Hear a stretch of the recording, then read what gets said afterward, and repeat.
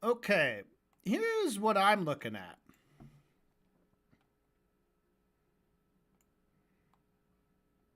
You see that monkey? Something went wrong. That's supposed to be the chat. It's supposed to be the chat. Now, if you've watched any of these streams, you might be thinking, but kudos, literally no one ever chats with you because nobody watches this stream because it's the most fucking boring thing in the world. And I'm like, yeah, but every once in a while, there'll be like one person who will say something. A couple weeks ago, there was a chatter who gave me some very good advice because I was bemoaning my technical problems with the document, and it was because I was using a browser tab and an additional browser tab to play that so-called to read that so-called document, and I was given the great advice to use an offline software program such as Word to your mom. I came to drop bombs. What was I talking about? Oh yeah, that was a chatter who did that. So it happens. I'm not saying it happens all the time, but it happens.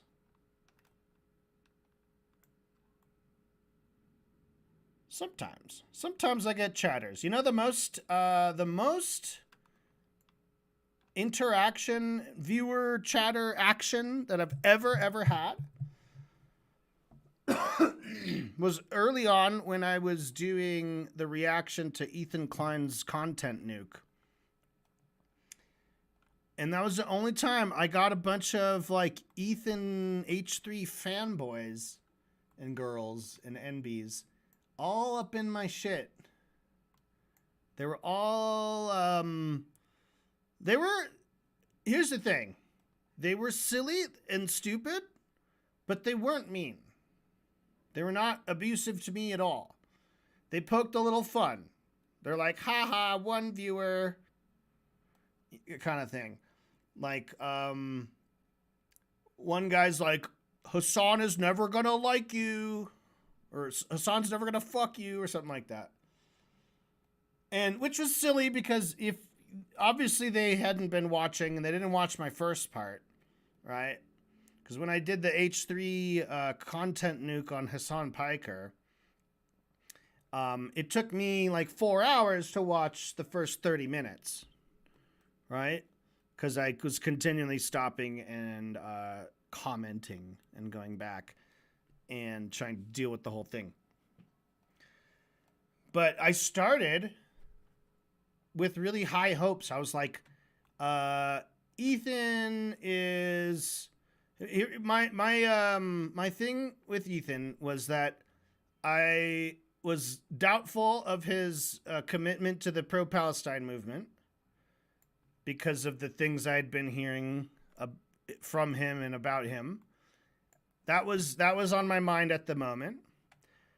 I also thought that I think he used to be pretty cool. I think he has potential to be, you know, a nice guy again. But unless he's kind of going crazy, crashing out. I know he's super rich now. He's been rich for a long time, and that's a 100% guaranteed like brain damage kind of thing is getting rich. It will damage your brain. It'll make so much easier. I obviously, like, technically, like, just survival is 1,000 times easier if you're rich. But the whole personal fulfillment, self-actualization, deconstruction, self-deconstruction, I think is a very important part of living and being alive. And self-learning, continual learning goes along with that. In fact, you have to learn in order to deconstruct. And what do I mean when I say deconstruct? I mean, like, we all believed in some bullshit. We all were involved in weird things. We didn't, if we look back to what you were into when you were 18, you're probably not into that a few years later. And then depending on the personality, you might stick with it. I'm not saying that's not the case, but I don't think that's the typical life trajectory. I do have a fascination and admiration for those kind of people who are like, I'm into this at this age and I'm never going to change my mind and I'm just always into that. And, if you pick something good, like trains or whatever, or like puzzle games or building games, like you get these people who are like, yeah, when I was a little kid, I started getting really good at this one game. And now I'm 40 and I'm still playing that same one game again and again. And I'm like the best in the world. I've superseded things. Because the thing with video games is they're weirdly fascinating to see, whether it's speed running or any other kind of achievement farming, glitch hunting, those kind of things. I mean, there's just the way the nature of video games just leaves them with these like endless renewable entertainment from them. If someone wants to master it, and then someone else can master it even more and shock the world with what's possible. Like, have you been watching any of these Tetris records? Like, there was the kid who got to like a kill screen or something when Tetris had for the decades that it's existed and been super super popular. It was just always believed that there was no way to end the game because it just got too fast to ever humanly do it, or even like with tasks, with tool assisted speedruns or whatever. but someone did it, right? And then it's like, okay, did we break the game? Is there no point in doing it? No, not at all. Like, the whole community is still fucking grinding on it because there's so many more like epic achievements besides that one. People are now like getting like perfect fucking scores where they're getting literal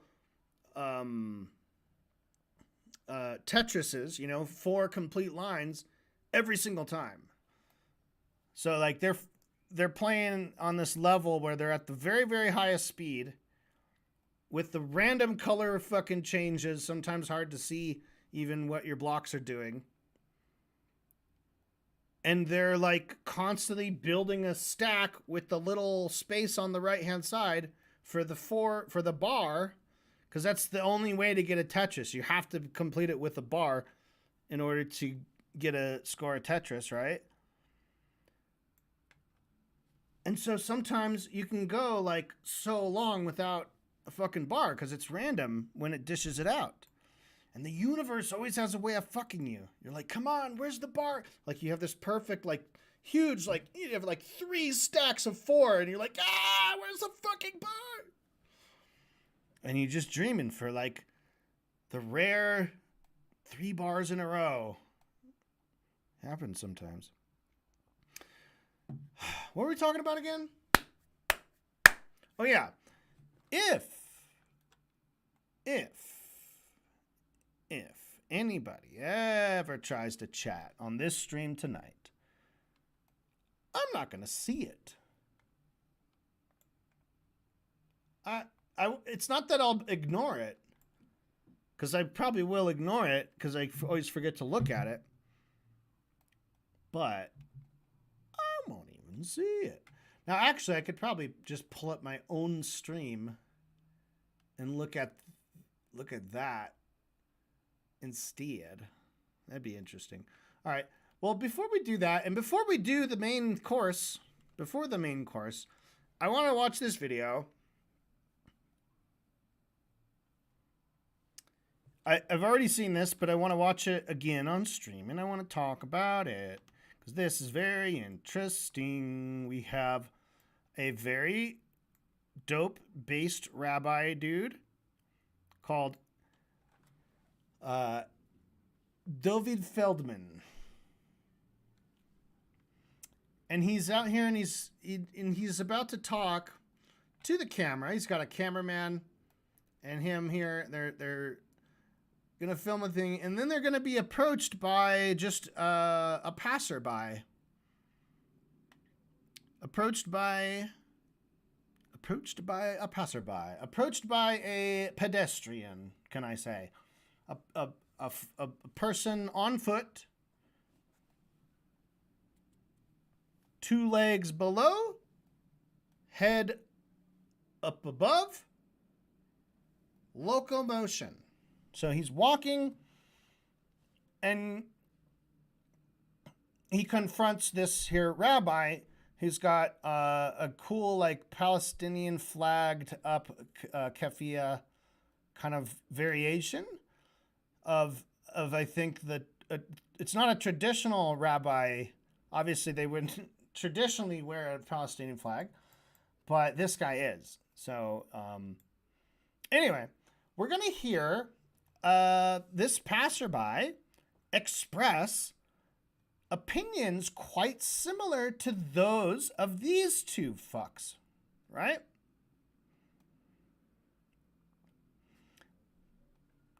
And part of this is kind of like, what's the difference between a amateur and a pro? Okay? These two guys, these are pro arguers. So his specialty is in knowing the history, knowing the Hasbara at a deep level, knowing all the rumors, all the misinformation. He's a kind of wealth of it. And this guy is a pro wiggly worm. He's a professional wiggly worm, which means like he can just argue endlessly with anyone. And he has so many like little tricks of persuasion to basically either completely shut down his opponent by smearing them, or by, just kind of just trying to reframe his opponent's arguments as really terrible and stupid, and then try to simplify his own arguments into things that are so blatantly obvious that they're not even like up for argument, right? If I was saying like, if I was trying to argue, let's see, let's say we're having the classic, should the toilet paper thing go down this way or should it come down up from this way, right? When I hang the toilet paper on the roll, which way should that roll be facing, right? And let's say I'm having this debate with Steven and I think it should go over the top like that so that you can grab it and it rolls out and creates like a line of paper on the top of the wheel. Okay? That's my position.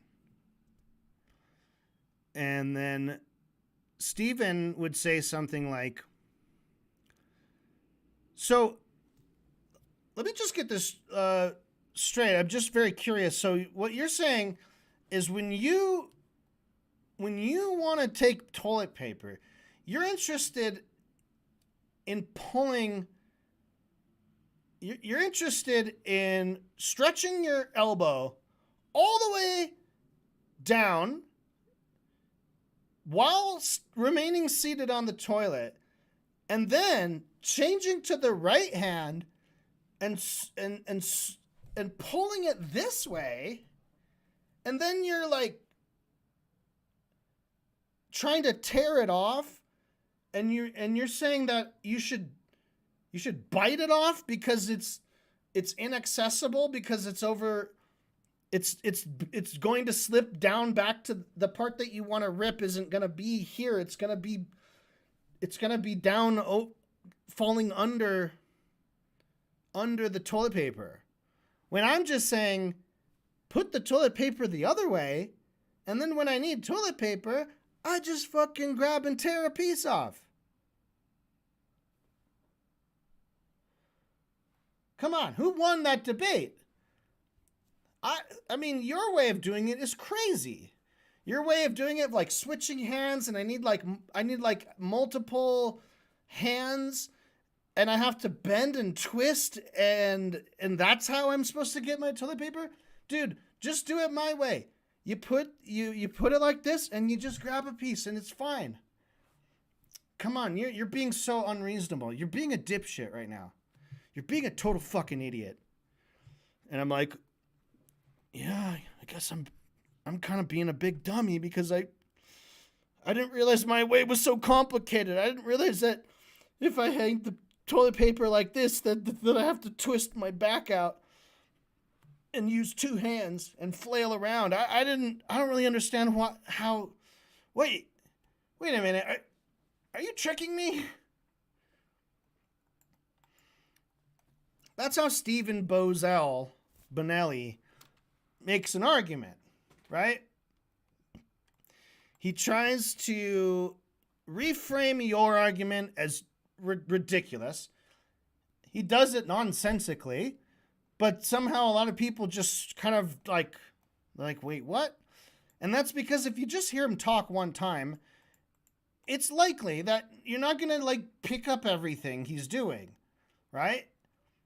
He has this distracting kind of way of blabbering and then just like derailing by bringing up some other topic or some new line of attack or just some like probing question. He's like, well, no, I'm just super curious, right? Do you believe that? Blah, blah, blah, blah, blah. Like it's just such a weird thing to have when giving a conversation. So in terms of like battle, rhetorical fighting, he wants to attack and he wants his opponent to be on the defense, to be like, whoa, no, I didn't say that. I'm just saying this. Whoa, I never said that. What are you saying? No, you're misinterpreting what I said, Stephen. Like he wants that reaction. He wants that argument. He wants the,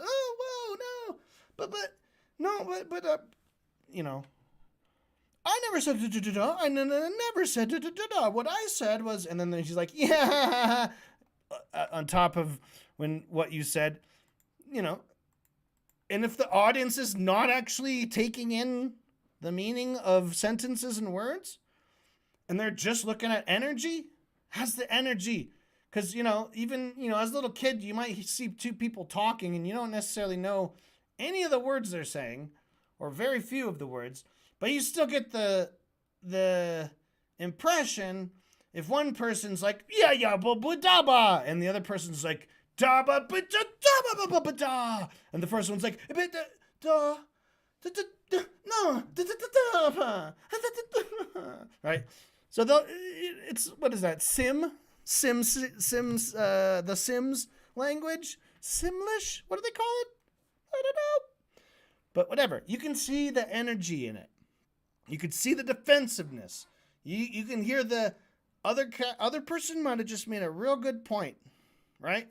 Like if you get it's especially good if you get a nice like little bit of silence after you just said some smackdown thing of children. And then if nobody like immediately retorts, if they're just like, there's different ways you can interpret that silence. Like, oh my God, that was so profound. They're speechless. They don't have a comeback for that. Haha. Cope, losers, can't say shit. You lost the argument. You can interpret that as oh my God. I mean, what do you fucking say to that? That was the most insanely dumb shit ever. I'd be speechless too. Oh yeah, so we're gonna watch this before we watch the debate because I want to just kind of appreciate the difference between pros like these two chaps. These are professionals. They get paid to do this, and they both bring their unique flavor to the job. So we discussed Pestyny's tactics at length. Benny Morris is more of the I guess we could call him liberal Zionist, Israeli. I mean, whatever. These guys, if they're interested in spreading the message of Israel and Jewish supremacy, then they're gonna have a lot of this, the same debate tactics. Destiny does many other topics, so this is not his main expertise. In fact, he has no expertise at all. He just reads Wikipedia and bones up on the basics of any topic, and then just repeats them back to someone as if they're stupid for never having heard it, even though it was included in their own argument and you just weren't even listening to their argument. All right, here we go. Those are professionals here, and I'm talking about the pedestrian who will soon join and confront this based rabbi. That is an amateur. Here we go. We are standing here outside of the headquarters of Amnesty International while they have issued today. Give me a break. He's a Palestinian. Come on, what are you doing? They have issued today. Give me a break. He's a Palestinian. Come on, what are you doing? Huh? Record me. Give me a break. Who are you supporting? Just wanted to notice one thing. This man saw a person filming and a person talking to the camera. And then he's like, "You're filming me. You're filming me. Hey, what the hell? Hey, you're filming me. I'm filming you, sir? You just walked up into my shot and said, hey, you're filming me. Oh, sorry if I was filming you, sir. That would not off to a good start." We are standing here outside of the headquarters of Amnesty International while they have issued today. Give me a break. He's a Palestinian. Come on, what are you doing? Huh? Record me. Record me. Okay, does he say recording or record me? Because he goes, "What are you doing? Record me." I interpreted that as, "What are you doing? You're recording me." But I think actually he said, "What are you doing?" to this guy, and then turned to the camera and said, "Record me." As in, do it. Go ahead and do it. Right? Record me. All right. So we're settled. Again, this guy's not making a great first impression. He's a Palestinian. National. We are standing here outside of the headquarters of Amnesty International while they have issued today. Give me a break. Come on, give me a break. He's a Palestinian. Come on. This is Palestinian. What are you doing? Huh? Come on, what are you doing? Huh? Record me. So, just based on that, what do you think? Is this guy, when he said that's Palestinian, why is he mad? Is he mad because he hates the Jews? Because he hates Palestinians and is a Zionist, right?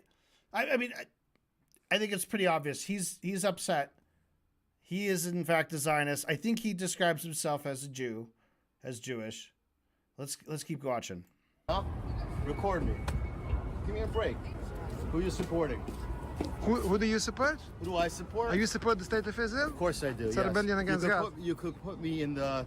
It's a rebellion against God. Media. Are you committed? You could put me in the all around the media. Okay, so there he goes. He full-throatedly says that, yes, I do. I support Israel, the state of Israel. Fucking disgusting fucking pig. Of course I do. It's a rebellion against. Of course I do. He said he's smug too. He's like, this is a, he's got his, obviously he's outspoken, right? And he's excited to have it recording. And he's like, go ahead, tell this to the world. Like he wants this to spread out. He has an interest in spreading Hasbara, in showing his support for genocide and telegraphing to the entire world his own dumb shit ignorance. And, fuck this guy. Fuck this guy. What a piece of shit. So, he's talking to two, I don't know who the camera person is. But the other guy is this rabbi. And let's get into their back and forth. He's going to have a little back and forth with the camera person. He's going to have a little back and forth with the rabbi. I don't know if the camera person is a rabbi or not, but the camera person appears to be very knowledgeable on the subject of this. So let's go. Who do you support? Who do I support? Are you support the state of Israel? Of course I do. It's a rebellion against God. You could put me in the. It's a rebellion around against the God. media. Are you committed to genocide? Excuse me? The whole world is witnessing your genocide Yeah, on the okay. Palestinian people. So you have a lot of. Is this Judaism? Yes, it is. Is this Judaism? You- Genocide is excuse me. Judaism? You have a Answer lot me, of. answer me, is genocide You Judaism? have a lot of Hasidim in Israel, right? Am I correct? I'm asking Am you I correct? I'm asking you first a question. Is correct. genocide Judaism? Genocide? You know all the Jewish rabbis was against Zionism? Right. Okay, that's great. Against the state of Israel? Okay, that's great. Who is responsible for this You're river? in the wrong place. Who is responsible for the rivers of bloodshed? You are causing so much. All right. So let's just talk about that little exchange between the camera person. In Israel, right? Am I correct? I'm asking Am you I a question. Yes, it Is is. this Judaism? You- Genocide is Excuse me. Judaism? Okay. So his first question is this Judaism? And when he says this, I believe he's referring to the state of Israel doing genocide. Let's take it back even more. Genocide is Judaism? So you have a lot of. Is this Judaism? Me in the. It's a rebellion around against the God. media. Are you committed to genocide? Are you committing a genocide? Excuse me? The whole The whole world, world is witnessing your genocide Yeah. on the your genocide. He goes, yeah. Kind of the whole world is witnessing a genocide Palestinian people. of the Palestinian people. So you have a lot of. Is this Now he starts a new point. He says, so you have a lot of, and I think ultimately what he ends up saying is there are a lot of Jewish people here in New York City. I can't remember the word he uses for it. I don't know if this is going to pick it up. Judaism? Yes, it is. Is this Judaism? You- Genocide is excuse me. Judaism? You have a Answer lot me, of. answer me. So after he asked, so he said, Genocide is excuse me. Judaism? Have a lot of. Is this Judaism? Yes, it is. Is this Judaism? You- Genocide? is this Judaism? So he says, the whole world is witnessing your genocide on the Palestinian people. Is this Judaism? And he says, yes, it is. Now, I don't know if because while he was saying his question, the guy was also talking. So I don't think he was hearing this part. So you have a lot of. Is this Judaism? Yes, it Is is. this Judaism? So he heard that part. Because he said, yes, it It's a is. rebellion around against the God. media. Are you Right here, when he's saying, you can put that at a... Of course I do. It's a yes. rebellion You against could God. put- So he says it's a rebellion against God. That's what I heard. So the minute that this guy stops listening is the moment he starts talking, right? So he goes, you can put me in the... So during that part, the camera person is saying, It's a rebellion against God. It's a rebellion against God. Let's put this up. What does it say next? You could put me in the. It's a rebellion around against the God. media. Are you committed to genocide? I'm two ways. I thought it was, are you committed to genocide? Or are you committing a genocide? Commit? How do you spell it? Double T. Double M, double T. I don't know if he said committed to or committing I think committing makes more sense. Let's go again. Against God. You could put me in the.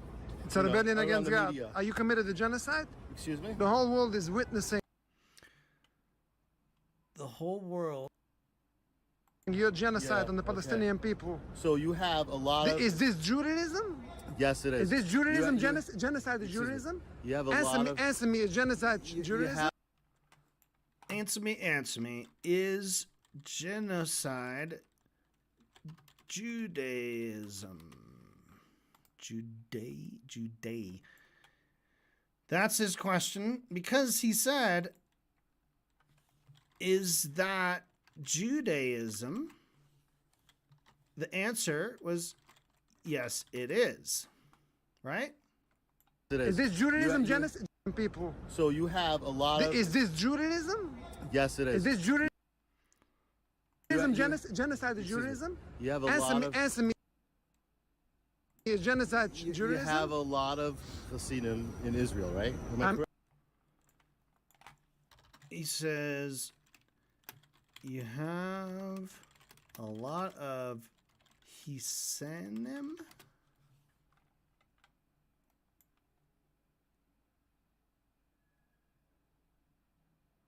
Answer me, is genocide You Judaism? have a lot of Hasidim in Israel, right? Hasinim? Oh, he didn't say in New York. He said in Israel. Hasinim. In Israel. Right? What, pray tell, is Hasinim?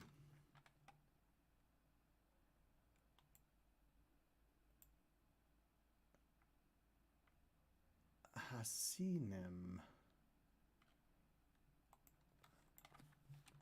In Israel.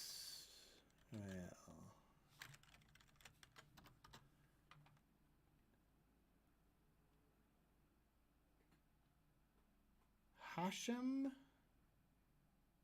Hasinim.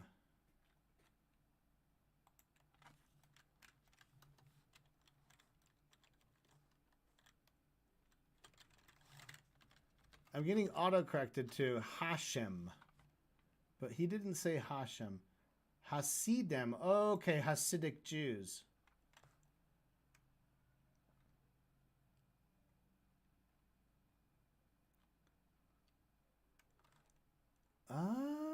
Okay. So he's saying you have a lot of Hasidic Jews in Israel, right? Most affiliated with the movement known as Hasidim reside in Israel and in the United States, mostly Brooklyn and Hudson Valley.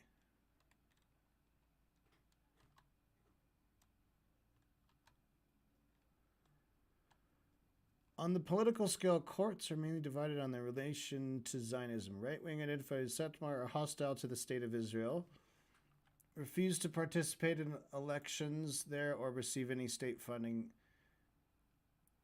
They're mainly affiliated with Ida Harchaidis and Central Rabbinical Congress. Great majority belong to the Agudas Israel, represented in Israel by the United Torah Judaism Party.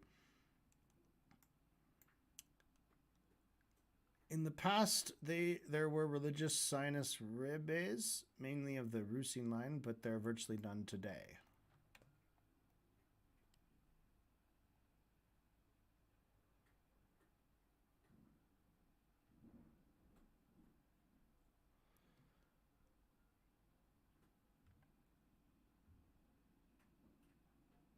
5% of the estimated total Jewish population. 62,000 in Israel. 53,000 in the USA. And a handful in Britain and Canada.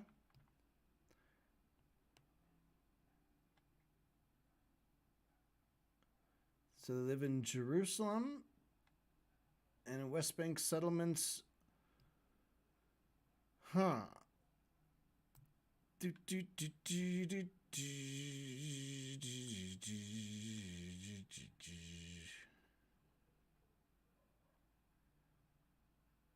Still talking about, it's saying some of them are Zionists, but some aren't. The largest sect, 26,000 members. Satmar, namesake of the city Hungary, based in Williamsburg, Brooklyn. Known for its extreme conservatism, opposition to both Agudas Israel and Zionism. Well, that's cool. So is this guy one of these who I believe he is against Zionism? I mean the rabbi. So he's talking about Hasidis, Hasinim.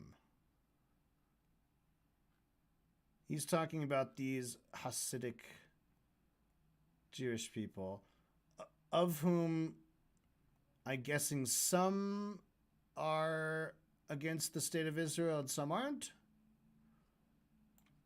I don't know. Let's keep going.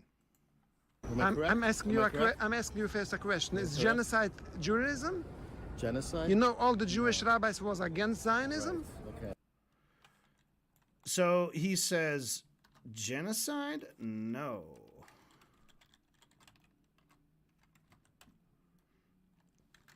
And he said, you know, all the rabbis? How do I say rabbis?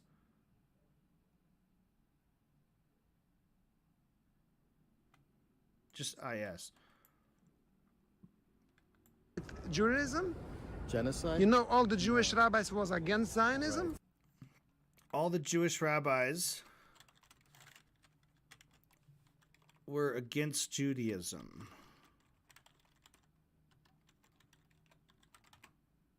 Wait, no, Zionism, sorry.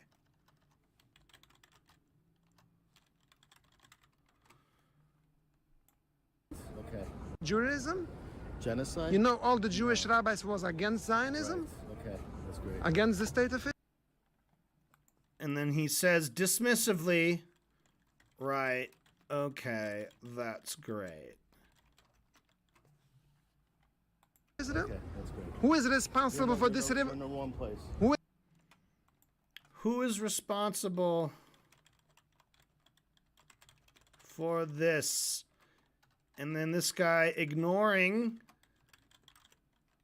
the question to the other guy. What does he say? You're in the wrong place? That's great. Against the state of Israel. Okay, that's great. Who is responsible for this? We're in the wrong place. Who is responsible for the rivers of bloodshed? You are causing so much bloodshed Really? to the Jewish people. You're causing bloodshed to the Jewish people. All right. So this is the rabbi. This is David. He's not even not hesitating. He's going right for the explanation for it.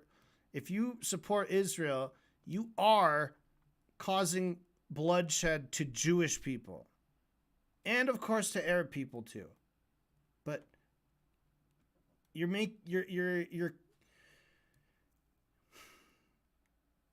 especially if someone uses their own Judaism as an excuse or as a motivation to support Israel, you are connecting the Jewish people with the crimes of Israel. And that's fucking anti-Semitic And that does not make Jews any safer. That makes them more in danger. Right? The right-wing anti-Semites will use that to their own benefit. The right-wing anti-Semitic thing,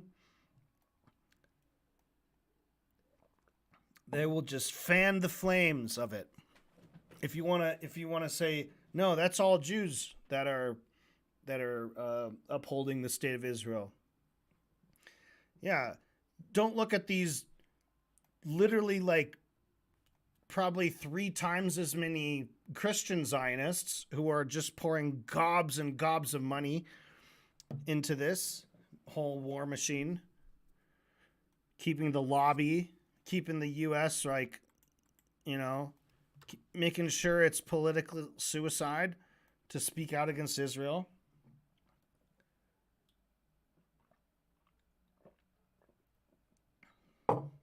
Literally not a single one. At least I haven't heard one. Anybody who is actually holding office, who has the fucking guts to say Israel doesn't have a right to exist.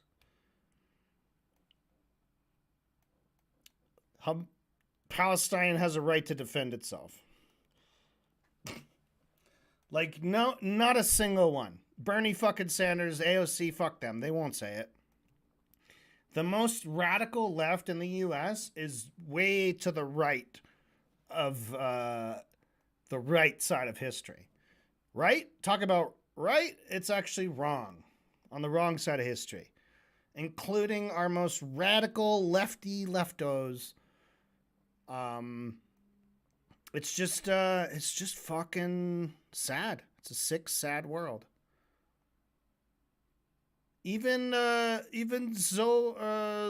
don't remember the New York mayor guy who's from all views just fucking super based and socialist and whatever. But he's still, if he wants to get elected, he has to say Israel has its right to be a Jewish state. Right? He can stick up for Palestinians a lot, and he could, you know, say a lot of great shit that's pro-peace, but ultimately he's like, I'm just against their current government. Like, I'd be okay with like a different president. It's like, no, that's not gonna fucking solve anything. Like, that's not justice. Just return back to the way things were before October 7th. That's never gonna work. It's never going to happen, and it's not justice if that happens. So yeah, this guy is cooking. Let's listen to a little more. If you are supporting Israel, then you are the one of those who support, unfortunately, encourage and triggers so much hatred towards the Jewish people because of what's being done in my name, in your name.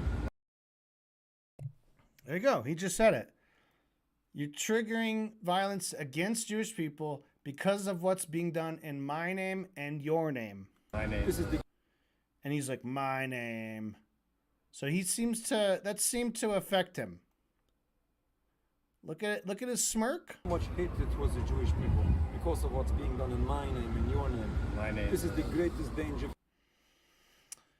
Okay, so we went from smirk to a bit of frustration. I think he felt that one. What's being done in my name and your name. And I think there might be a slight glimpse of, in his head, it's like, that's a good point. What Israel's doing and claiming to do it in the name of the Jewish people, that's kind of fucked up, right? You got to admit it. You got to know it. And so he's going to try to, I don't know, but I imagine in terms of cognitive dissonance, he can say, they're not doing it in my name. They don't know my name. For the Jewish people. What happened during the Holocaust? What happened? Okay. You see the face now too. There's no smirk. Smirk's been wiped off, right? Smirk was here. Now Smirk's gone. He doesn't have a response to this. He changes the subject. Now, if you want to win, quote unquote, an argument, and what do we mean by win is that you'll get the other person to stomp away in frustration. You're not going to convince that person. Winning an argument is all about performance. So if you're just two people alone, feel free to debate and have an argument, but nobody's going to win it unless the other person changes their mind, right? That's what it would mean to win an argument. If truly, to the true meaning of win an argument would be, I convince you of my side, and that means I win. So I win by bringing you to my side. That would be like the tactic, the point. So all of my techniques that I'm applying are pointed to the goal of, I want to bring this person to me. I want to bring you to me. I want to convince you. This is, the kind of debate that we watch on this channel is not that. We're watching people be like, man, I'm going to punk him. I'm going to clown him. I'm going to fucking destroy him. I'm going to wreck him. It's going to be on video. Obviously, that's the only way I can watch it is if it's on video, right? The only way I could ever, unless I'm like spying or eavesdropping, I can't really take part in a debate or analyze a debate that happened between only two people. Unless it was surreptitiously recorded. Because they can't know they're being recorded. They have to believe that everything they say is just to each other and no one else. That no one else would ever hear what we're saying right now. Right? That would be a pure debate. It's an argument. It might never be resolved. So my point is, if you're on the street and you're like, my point, my point, and then turn around and be like, they never answered all my points. Like, okay, yeah, they didn't answer your points. That doesn't mean that you won. Right? Because if you won, they would be like, oh shit, good point. I agree with you. Right?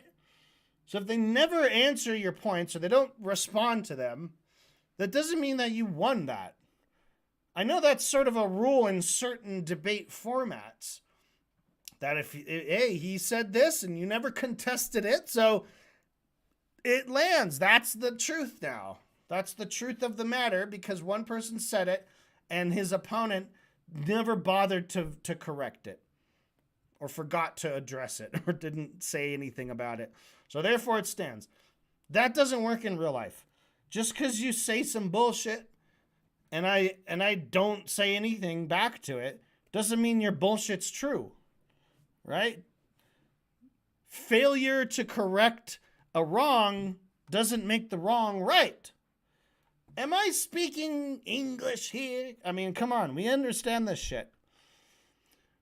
But there's this idea when it's not a real argument that you win the argument when your opponent is too mad and too frustrated and too emotional to be able to explain with facts and logic what their opinion is.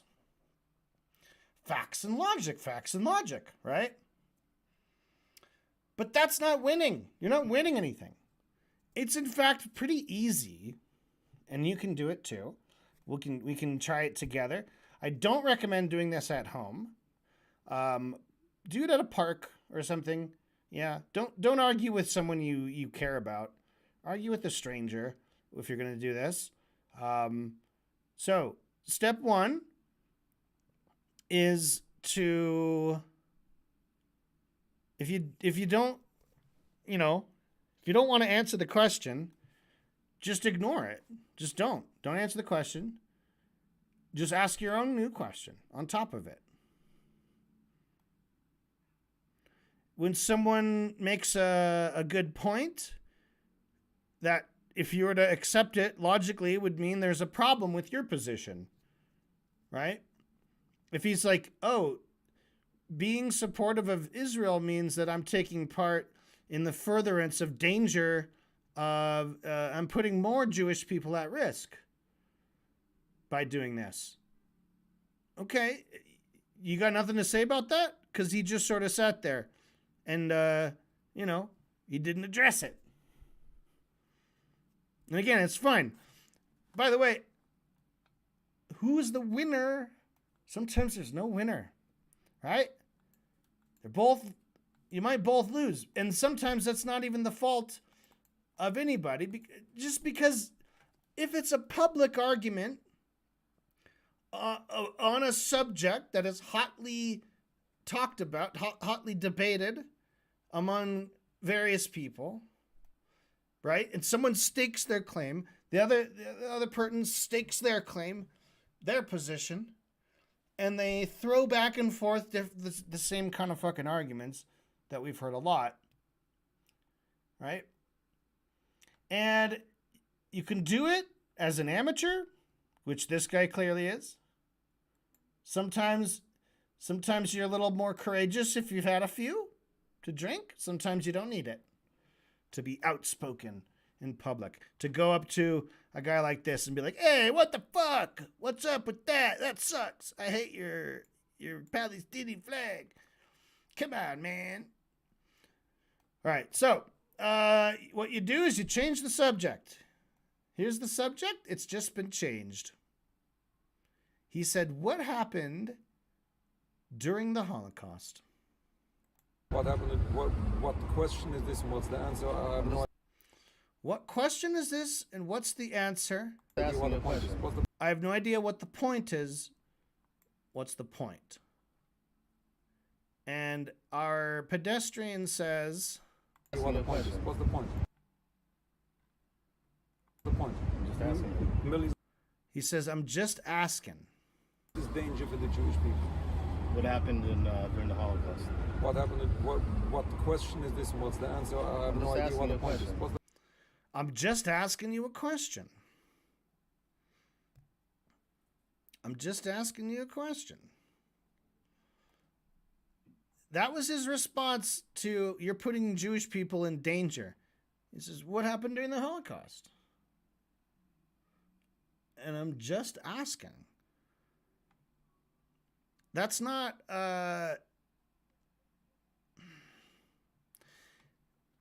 obviously when someone says, I'm just asking questions, we all know that's bullshit, right? If there was... Okay, when does just asking questions actually mean it? When is just asking questions actually just asking questions, right? So imagine this scenario. We say, okay, we had the lecture. Now we're going to open it up to audience questions, Q&A. If you have a question or a comment for our speaker, go ahead and just put up your hand and we'll go through everybody.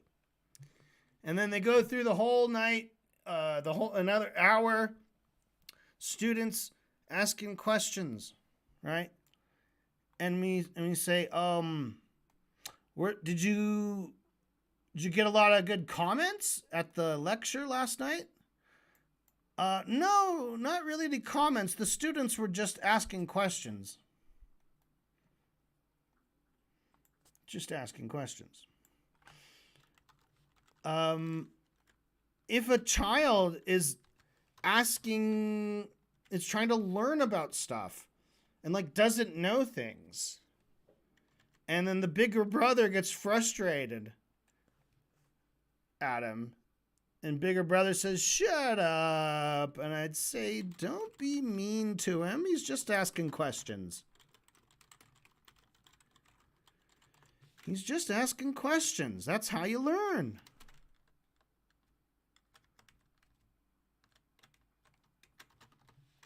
Asking questions. is how you can learn things. Never be afraid to ask.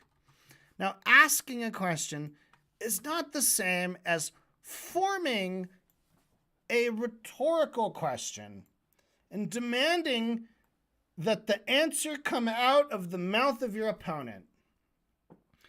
Right? That's not asking questions. That's not just asking questions, at least. Because it's asking a question with an intended point. It's asking a question that both people already know the answer to. Right? It's asking a question.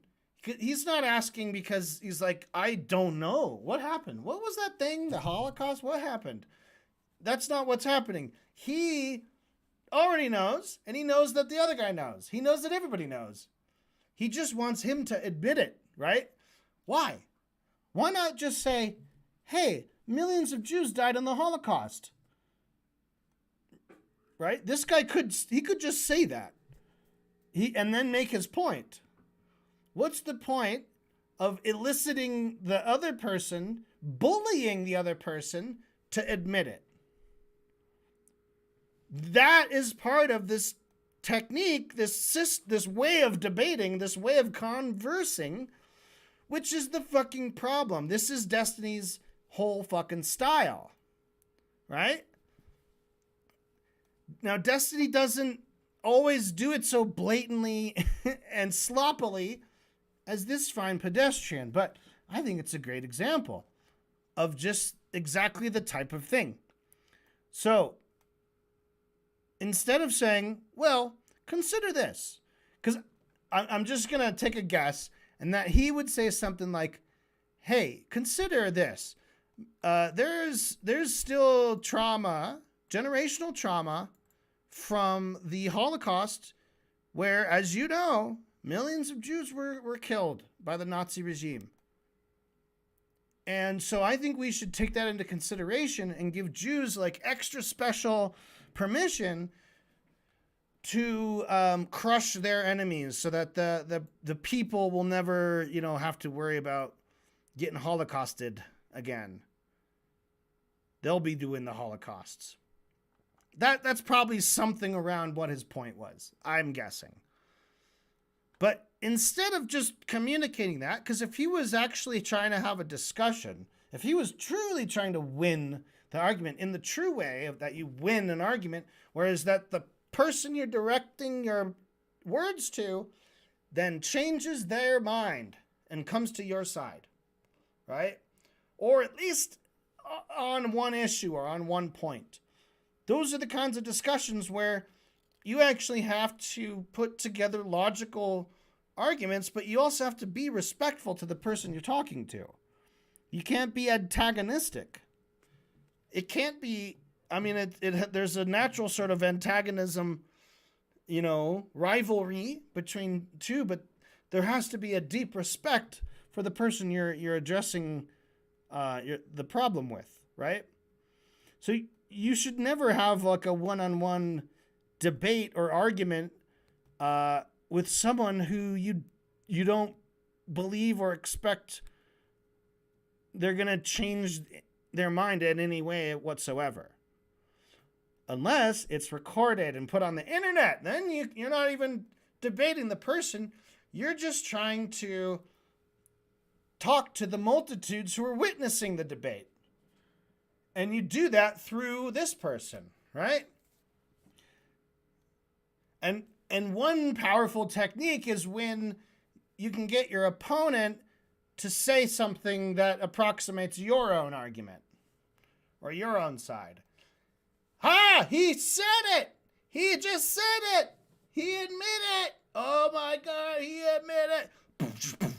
Like they will lose their shit because for an audience, if they're like, well, he just said it. Okay, I guess he won. Guess it's true.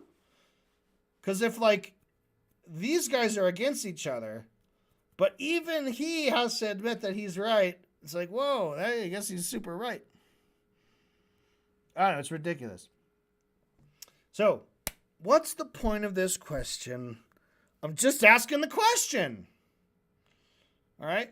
So if we were to take him at his word, he's like, I just don't really know what happened, and I'm wondering if you could clue me in on it. Right? But no, obviously he's going to be like, you just said what happened, and now I'm going to use that and build an argument off of that. And you can't contest the premise of my argument because it came out of your mouth. That's basically it. Let's see how it goes. The point. I'm just asking. Millions of people, of Jewish people, were killed. He answered the question. What happened in the Holocaust?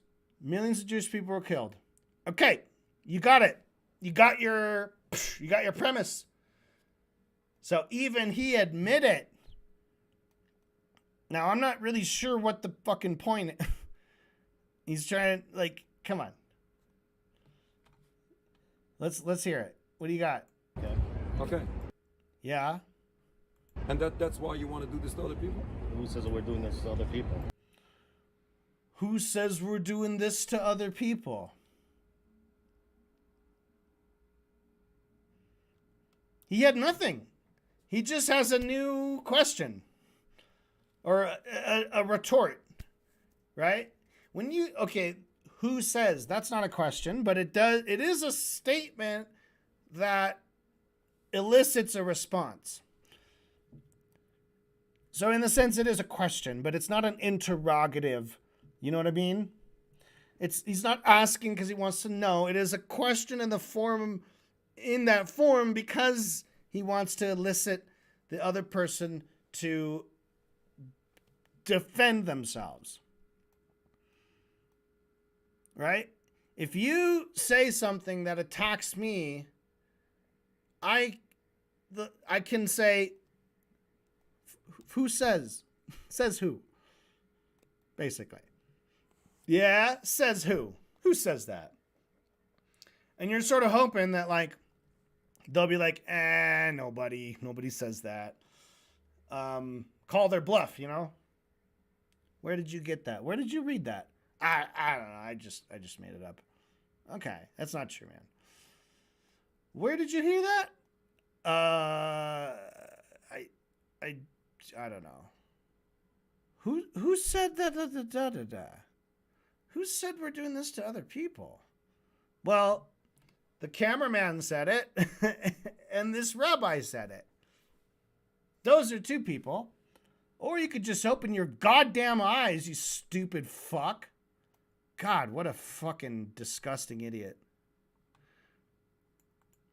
Disgusting. Disgusting. What's the point you want to raise with the Holocaust? Where does the Holocaust come Good question. What's the point? into the picture? I'm just asking you why. These fucking subtitles are terrible. They're never right. And then he goes, I'm just asking you. Millions of Why are you walking around like that? where does the Holocaust come into the picture? I'm just asking you why Millions of people. So how does the Holocaust come into the picture? And then he says again, I'm just asking you, why are you walking around like that? I'm just asking you, why are you walking around like that? I'm assuming he means with the Palestine flags on him. People were sadly killed. You're sitting around with terrorists, right? You're sitting around with terrorists, right? Put them on the defense. You're sitting around with terrorists. Where are the terrorists? You're going to Iran? You're gonna go to Iran. We are sitting around with terrorists, right? You're going to Iran? You to go to Iran? You to go? I don't know what he's saying. sadly killed. You're sitting around with terrorists, right? You're going to Iran? You there go? And you're sitting around. You're sitting around with terrorists, right? You to go near Iran. You to go near Iran? I don't know. I don't know what he's saying. You'd go to Iran? We are sitting around with people You're sitting around that people. hate because of what is done in our name. We are sitting around with people who hate because of what is done in our name. So while he's saying that, this guy's trying to choke out some other point. He's not listening. With people You're sitting around that people. hate because of what is done in our name. I guarantee you, Okay. right? Okay. I guarantee Please go you'll be ahead. the first one they will kill. I guarantee you. And his voice goes down very low. It's hard to hear this. He says, Done in our name. I guarantee you, I guarantee you. Okay. Okay. Right? I guarantee. Guarantee you'll be the first one they will kill. You're the first one they will kill. You're the first one they will kill. I guarantee you, Okay. right? Okay. I guarantee Please go you'll be ahead. the first one they will kill. You know what? Yes. Good point. Yes. Let I me ask you guarantee what. that. You're the first one they would kill. And he says, you know what? Good point. Let me ask you. So he's an amateur. So he just slipped into a grave little error, right? He said the classic Zionist talking point of Hamas would kill you. Hamas would kill your baby. Hamas would kill your family. Hamas would kill you first, especially if it's a Jewish person who's against Israel. They say, well, don't you know Hamas hates you? Even if you're cheerleading Hamas, guess what? You'll be the first one they kill. The first one? I thought you said they already killed a bunch of people. Are you saying they haven't killed anybody? No, I mean, the first, when they turn on their own people, of their own people, you'll be the first one. Okay, sure. So, Rabbi's heard this one. He's heard it a million times. And he's got a great follow-up on it, which is simply, why is that? Why do you think that is? Let me ask you why. guarantee Can you that. explain me why? Why? Why would they kill me first? Why not second? Tell me, please explain. Who cares whether you have. Who cares? Why? Who cares? Why?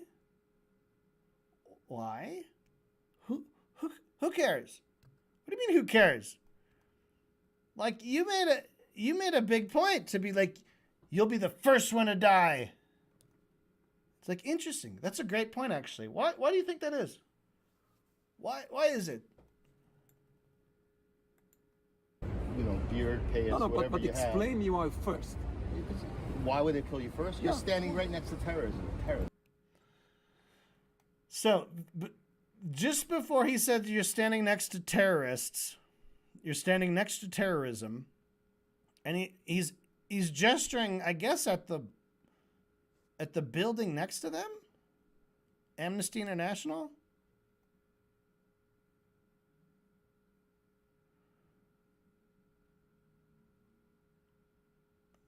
Why would they kill me first? Why not second?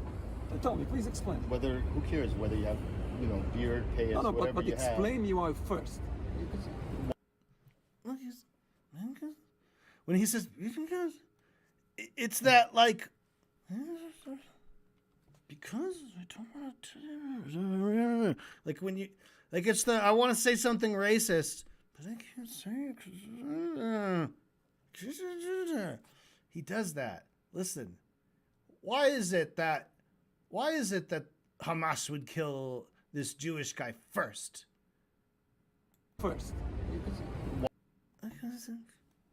And then he thinks like, okay, what's a socially acceptable term? I can't say Arabs are all bloodthirsty. Ooh, but terrorists, obviously, by definition, terrorists do terror. They're horrible criminals. So I can just say terrorists. Because terrorists are bloodthirsty and racist. Why would they kill you first? You're standing right next to terrorism. Terrorists. No, why should they kill me Terrorism and terrorists. But you haven't answered the question. Why would they kill him first? first? Why shouldn't they kill first those going with the Uzis? Those going with the Uzis. I don't know who he's referring to. No, just explain, please. Check his phone. I want to understand. I want to get your know. point. I don't have Please a point, but anyway. I don't have a point. Please explain. Okay. If you don't have to explain, then fine. That's good. Then you leave. That's fine. If you want to leave, it's fine. Boom. Fucking punk ass. Yep. Just why? Because they're terrorists. It's terrorism. But why would they kill me first? I don't know. Okay, fine. So, anyway, amateur. Doesn't have it in him to stand up to the heat. And guess who else got heat besides that amazing old dude in New York City holding it down, showing people that Judaism and Zionism are directly opposed and they should never be conflated.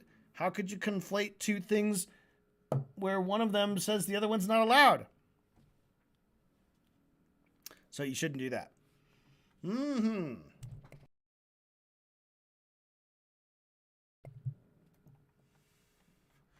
We're gonna do recipe of the day, and it's called kudos style avocado salad. Okay. Fresh parsley.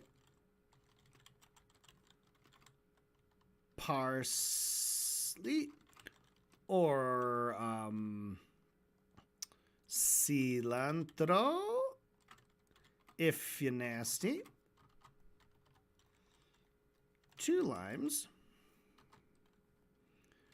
1/2 red onion. 1 small tomato. Diced. The red onion could also be diced or sliced, however you like. Cut up how you like it in your salad. I like a little bit of dicage and slicage, so I just kind of cut it all every which way. ¿Qué más? 2 limones, una cebolla, un medio de cebolla, un tomate.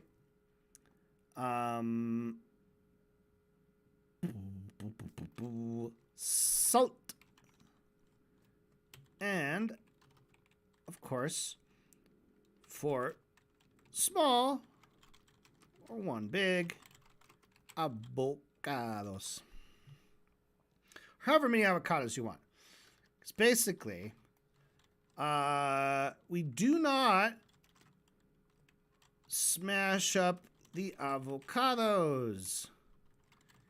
Instead, cut them in half and remove flesh and seed.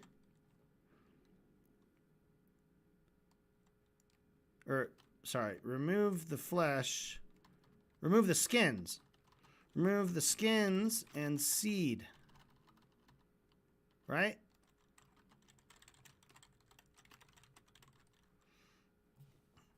That's the idea. So you mix up all the other ingredients.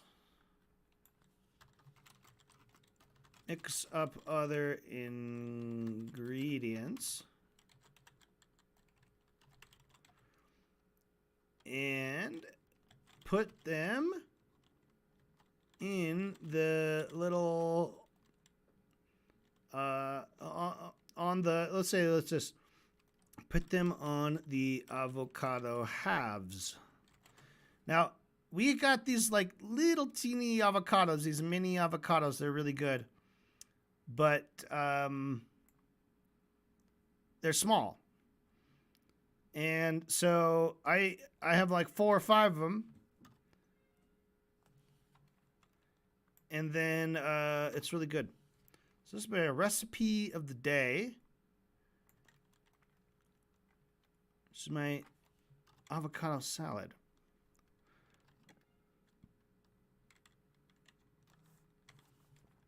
Okay, so honestly, you can cut up the avocado however you like. But we'll say mix up other ingredients. Serve on avocado pieces. So you can kind of cut it up however you like. But when you cut these in half, and then they're kind of like, it's like a little, it's got a little divot, but it goes nicely on top. It's kind of like shaped like a deviled egg. They're kind of egg-sized, these avocados, with a little pit. So they're very good. Lime, red onion, tomato, salt. Simple.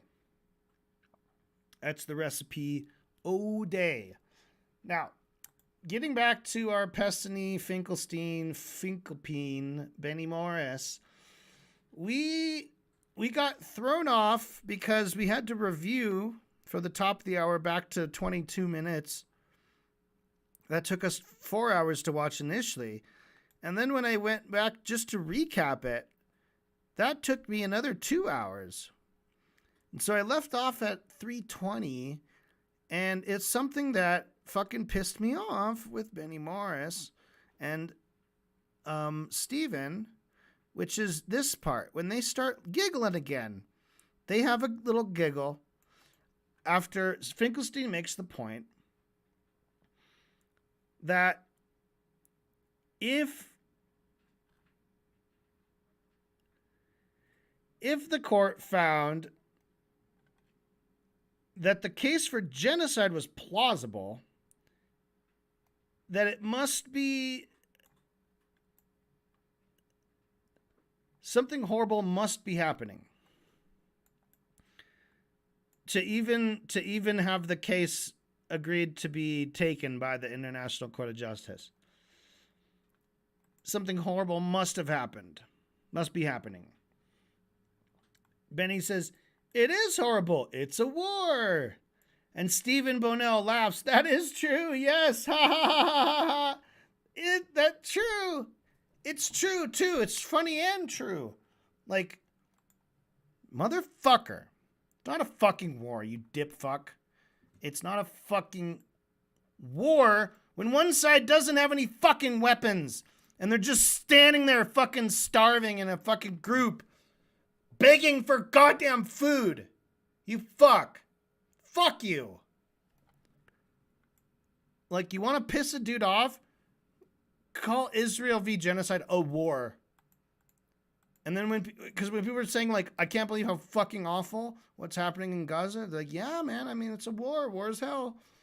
War is like that. That's what war is like. It's like a bunch of huddled, innocent children in a building, and then an airplane flies over the top of it and bombs it.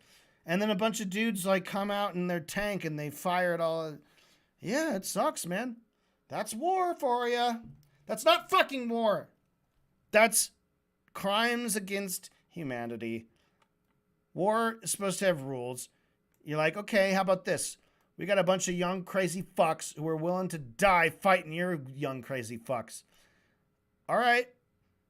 Go way the fuck out somewhere where there's no other cities or anything. You guys duke it out. See who wins. Come back and tell us. Don't kill people who aren't willing or aren't trying to kill you too, right? That's the rules of war. You guys go out and kill each other.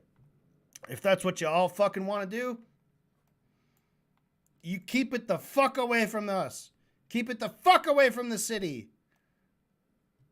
Or the country. You're going to fuck up the environment too, so don't do that. You're not allowed to use this shit. You're not allowed to use this shit. And you're not allowed to use this shit, okay? If you're going to fight, you're going to have to fair fight, all right?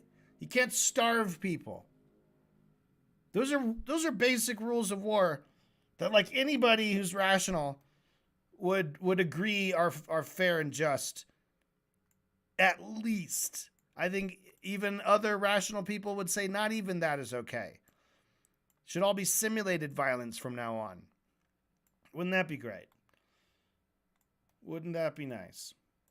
But no. So it fucking pisses me off, and I cannot let that slide. I cannot let that go without comment. How much it absolutely boils my blood to see him smirking, laughing, dismissing, clearly having not convinced anybody in the audience, and having nothing to say in response to the fact that, hey, it's fucking plausible based on the International Court of Justice standards. It's equivalent of someone being qualified for the Olympics or to play on an Olympic team and having a plausible chance at getting a medal, right? It's probably even more than that, but whatever.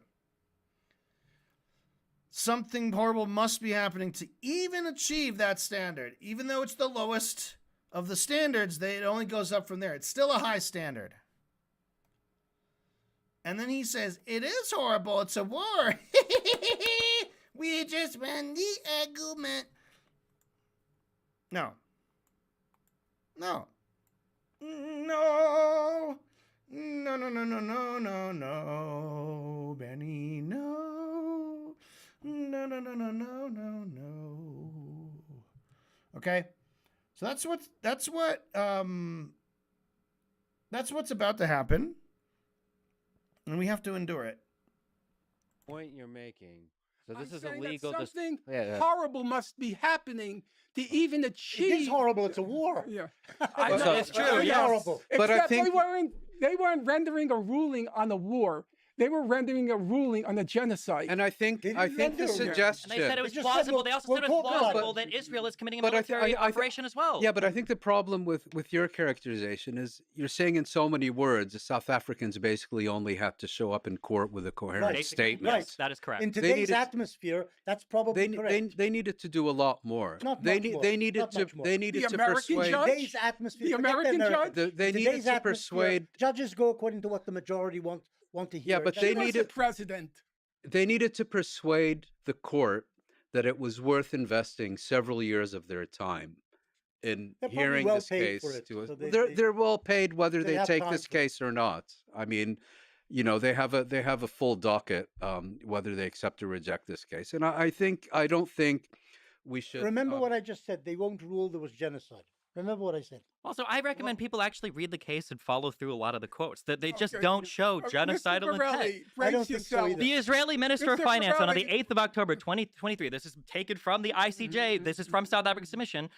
Bezalel Smotrich, I can't read this, stated, Smotrich. there you go. Okay, at a meeting of the Israeli cabinet that, quote, we need to deal a blow that hasn't been seen in 50 years and take down Gaza, end quote. But again, if you click through and you read the source, their own linked source, it says, as per this own source, quote, the powerful finance minister, settler leader Bezalel Smotrich, I can't pronounce this, demanded at the cabinet meeting late Saturday that the army, quote, hit Hamas brutally and not take the matter of the captives into significant consideration, end quote. Quote, in war, as in war, you have to be brutal, end quote. He was quoted as saying, quote, we need to deal a blow that hasn't been seen in 50 years and take down Gaza, end quote. You can't strip the quotation of Hamas, a entity that you're at war with, and then pretend that there's genocidal intent. That's not how it... That's not genocide. Hey, So when the Take down Ukrainians say Gaza? we need, when the Ukrainians say take we need to down defeat Gaza, Russia, that's Take not down Gaza. genocidal. no. When No. Ukraine says we need to defeat Uh, Russia, yeah. is that genocidal? Do they Here's mean one. killing all Russian citizens?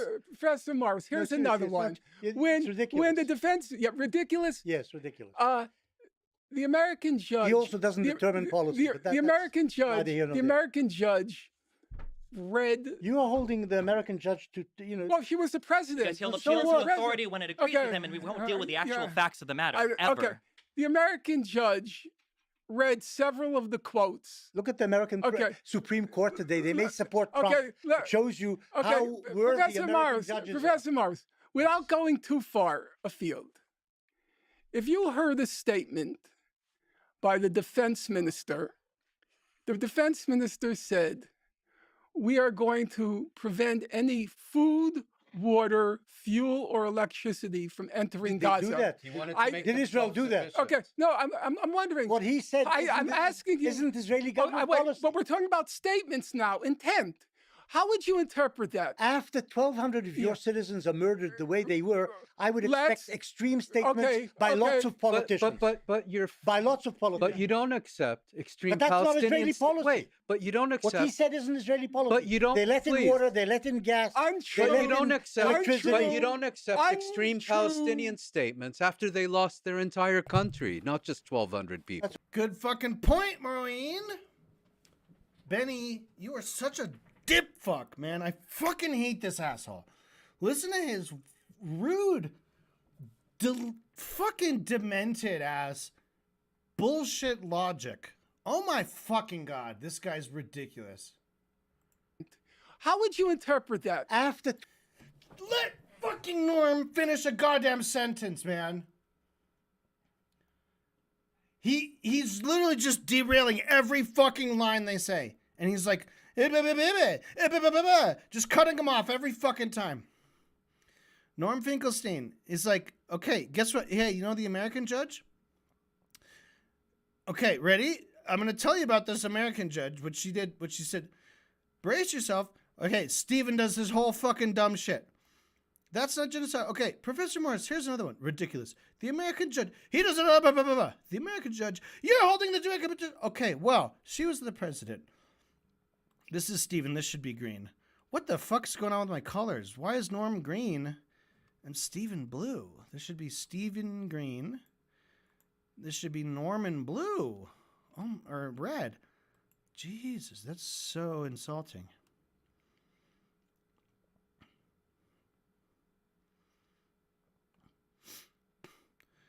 Did Israel do that? No, I'm wondering. Well, he said it is an Israeli government policy. We're talking about statements now, intent. How would you interpret that? I would expect extreme statements by a lot of politicians. But you don't accept extreme Palestinian statements.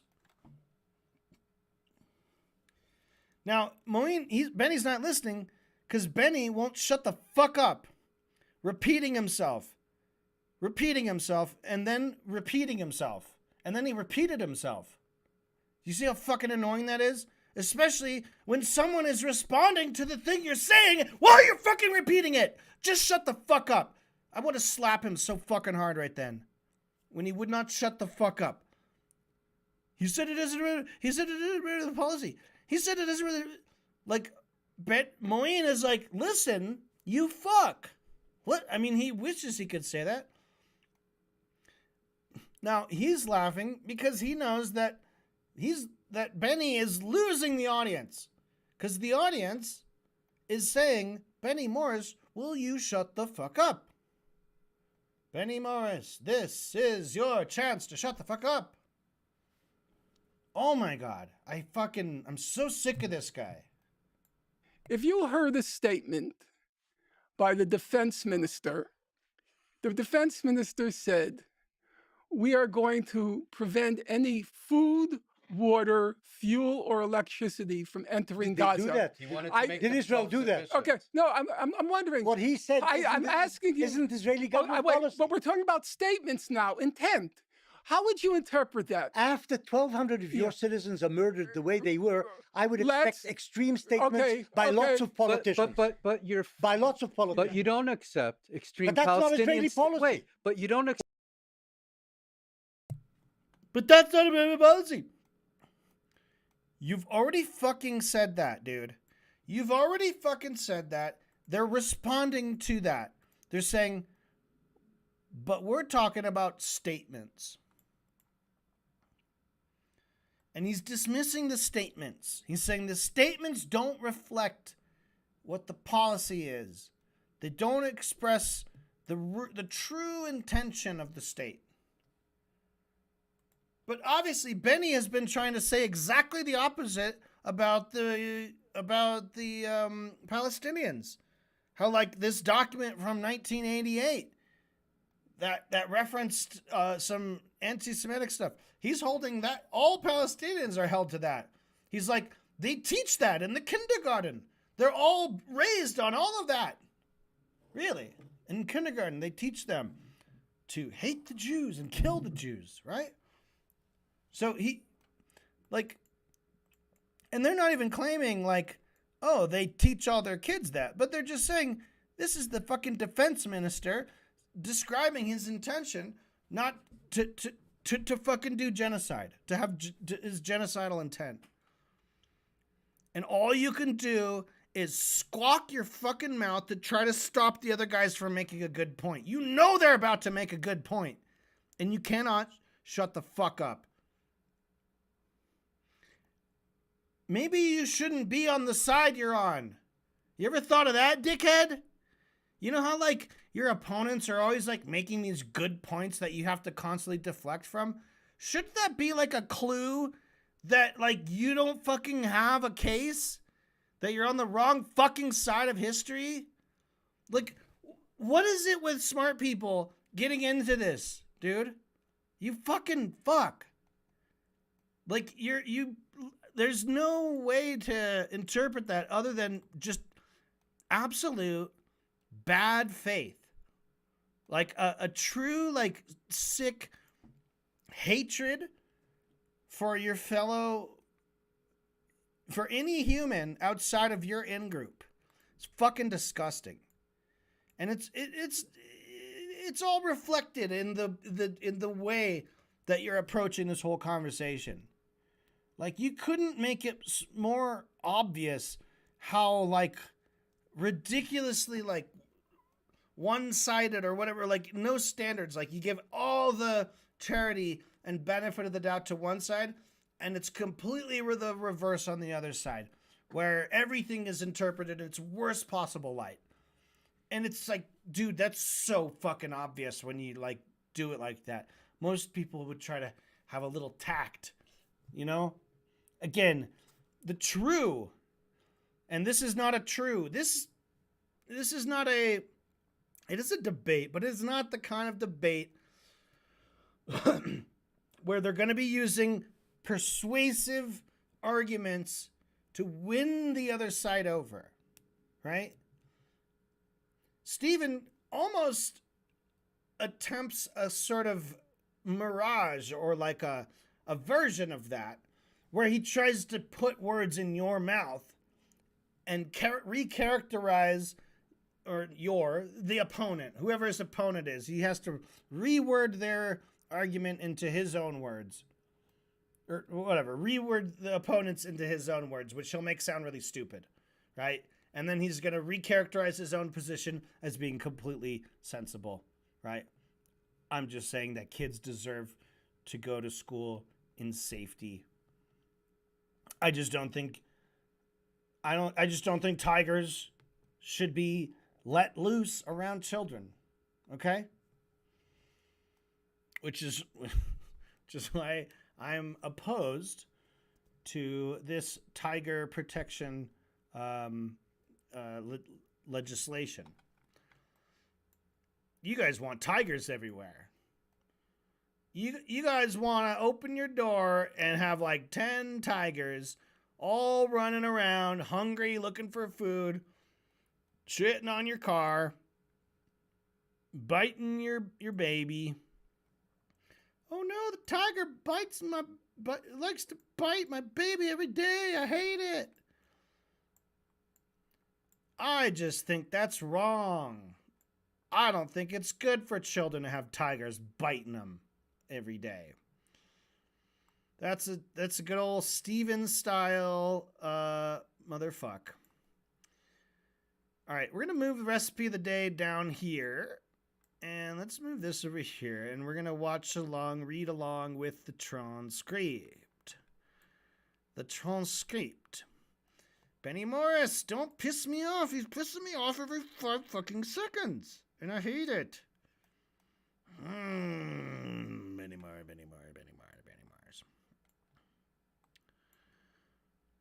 Although, if you don't talk, that means Stephen Bonell's going to talk, and then he's going to piss me off. Oh, what to do. What he said is an Israeli policy. But you don't. They let in water. They let in gas. You don't accept extreme Palestinian statements after they lost their entire country, not just 1,200 people. That's a good point. No, it's a good point. And on that.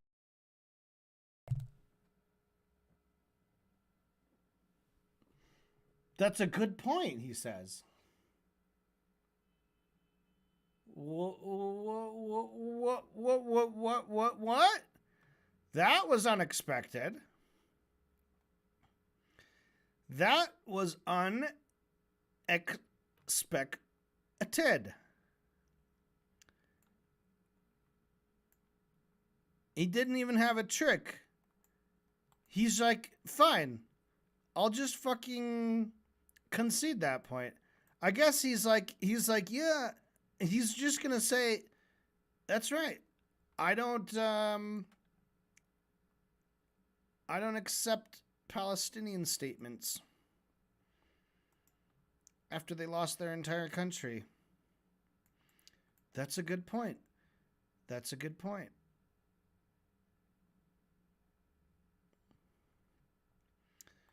Lex Friedman. And on that brief moment of agreement, let's just take a quick pause. We need a smoke break. We need a water break, a bathroom break. Hell yeah, we do. Do they actually take a break? Because it just returns to Norman Finkelstein to take down Gaza is not a genocide. What? That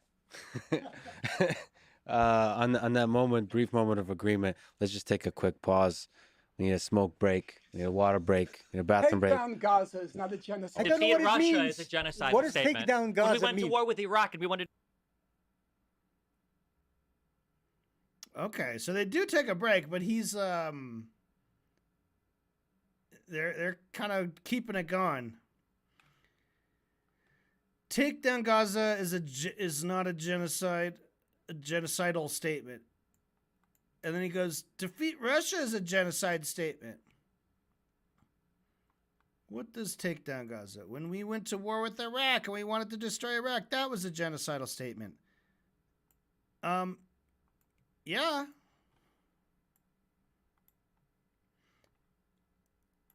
And then again, he's trying to say, like, if you say Israel's doing genocide, then you also have to say that Russia's doing genocide. Or Ukraine is doing genocide. And it's like, well, the statements are not what the whole case is based on. The statements, each statement is one piece of the case, which is a piece of the case called intent, right? If there was no killing happening, if there was no displacement happening, if there was no genocide happening, then those people making those statements, yeah, I mean, whatever. If I say destroy Russia, destroy the whole country, that's a genocidal statement, right? Now, if I say that while I'm commanding a military that's actually doing that, that's appearing to take steps to carry out that mission, that's kind of different. Then my words are relevant in the case against me, right? He's the guy who genocided Russia. He whipped up an army and he killed everyone. He said he was going to do it, and then he did it. Oh, yeah. So, like, this guy who said he was going to do it but didn't do it, I guess that was a genocidal statement, too. Well, yeah. All this depends on context. If they're like, we will cut off the entire country of Russia from food and water somehow, and it's ridiculous. To destroy Iraq, that was a genocidal. And of course that was Steven is like so fucking pro-America.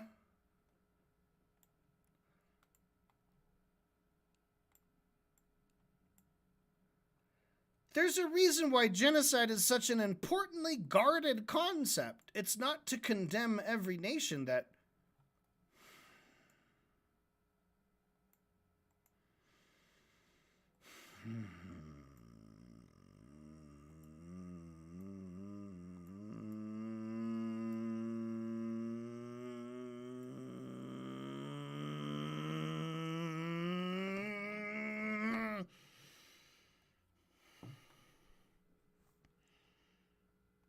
I said he was going to piss me off. He pissed me off. I said he was going to piss me off. And then he pissed me off.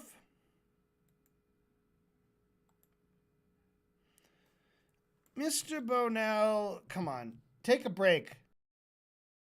We need a smoke break. We need a water break. We need a bathroom break. Take down Gaza is not a genocide. I don't know what it Russia means. is a genocidal What does statement. take down Gaza When we went mean? to war with Iraq and we wanted to destroy Iraq, that was Take a down genocidal Gaza. statement. There's a reason why genocide is such an importantly guarded concept, and it's not to condemn every nation that goes to war. Mr. Bonnell, Wait, you do know how to pronounce my name. Are you mispronouncing it intentionally? Yeah, he made you into an Italian all the time. by your solicitude for international law. You should try learning it sometime. It would help you sort out a lot of. I want to hear this. To condemn every nation that goes to war. Mr. Bonnell, Wait, you do know how to pronounce my name. Are you? Wait, you do know how to pronounce my name. Dude, the dude doesn't fucking care what your stupid name is, Borelli. And he has said your name correctly multiple times. He's said it incorrectly multiple times, and he has said it correctly multiple times. Now, why now of all moments do you choose to do the, wait, so you know how to pronounce my name? And then they're just yuck it up. He made you Italian. I'm so by your solicitude for international laws. What does he say? To condemn every. There's a reason why genocide is so. Wait, you do know how to pronounce my name. Are you mispronouncing it intentionally? Yeah, he made you into an Italian all the time. by your solicitude for international law. You should try learning it sometime. It would help you sort out a lot of this. I'm so touched by your solicitude for international law. You should try learning it sometime. It would help you sort out a lot of the civilian deaths.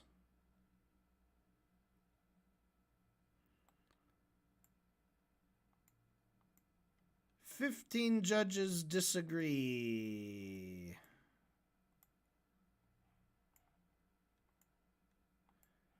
You could keep citing the judges. You should actually try reading the actual statements. So again, he thinks he's fucking cooked anything. Bro, you're two little examples of like, they didn't do the context right. They were out of context. It's not genocidal at all. Why wasn't the second one not genocidal? We need to deal a blow that hasn't been seen in 50 years to take down Gaza. Whereas what it actually said was a bunch of stuff before that mentioned Hamas. Now, what Stephen doesn't mention is that these are all separate statements. All of these are separate. These are separate quotes that were not said contiguously. So you just picked and chose two quotes to go before this one, which was included in the report. But you decided, well, actually, we should say these three quotes before that were in an article. And without those three unrelated or uncontiguous quotes, this quote here is completely out of context. Why? Because you have stripped the quotation of Hamas. You stripped the quotation of Hamas, an entity we are at war with. So you're saying that the meeting of the Israeli cabinet, we need to deal a blow that hasn't been seen in 50 years to take down Gaza. Also destroy Hamas. Oh, okay. It's just fucking stupid. None of that contradicts or excuses that language. But whatever. Again, this is not you can't look at each piece of this evidence and say, well, that alone doesn't prove that they did genocide. Because nobody's claiming that that alone proves they did genocide. These are all pieces of the puzzle. How do we know that Israel had genocidal intent? Well, we listened to what their leaders were saying. And we get lots and lots of examples of it. We build a case. Yeah, dude. If this was the only... If every other statement ever uttered by any Israeli person was like super guarded and like, we just care so much about the innocent civilians and we only hate terrorists, so we do our best to never ever try to do anything. We will make sure that the civilians are highly taken care of and we love them, we kiss them and everything. Let's say like all of their statements were just not genocidal. They said, no, we have no intentions to, do any harm to Gaza. Not at all. But then there was this one guy who said, we need to deliver a blow that hasn't been seen in 50 years. In that case, you wouldn't have a whole lot of quotes to back up your case, right? You'd have to go more on actions and maybe like, I don't know, behind the scenes things, orders, written orders, memos. But Israel makes it very easy because their leadership gets on TV and the internet and just squawks about it because they have to be as genocidal as possible. That's what their people want. The people want the genocide. The people are representative. The government is representative of the people. That's what these sick, disgusting fucking Israeli Zionist pieces of shit want. They want the destruction of the people whose land they stole. Because they're afraid they're going to get what the fuck they deserve. And they should be fucking afraid. If you steal someone's fucking house and you murder their family, you'd probably be afraid to have them fucking living down the street a couple miles from you, right? Because you're a fucking disgusting murderer and a thief and you don't deserve to live there. Because someone else fucking lived there and that was their house. Plus you fucking killed them. Fuck you.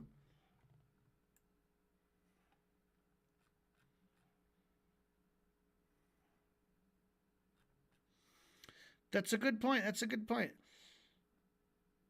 This is tiring. You've invited us to a tiring session. Is he talking to Lex? Is there going to be a cut? Are they going to actually take a break? Yeah, he made you into an Italian all the time. By your solicitude for international law. You should try learning it sometime. It would help you sort out a lot of the civilian deaths. Unfortunately, 15 judges disagree. You could keep citing the judges. You should actually try reading the actual statements. This is tiring. You've invited us to a tiring session. Yeah, there you go. How you guys doing? Yeah, there you go. What do you mean? Yeah, there you go. Okay. There are major things to discuss here, not just what some court is doing and gonna judge in 2 years' time. Yes, okay. So what you just said. What the fuck are you guys doing? Norm and Moeen have left the room.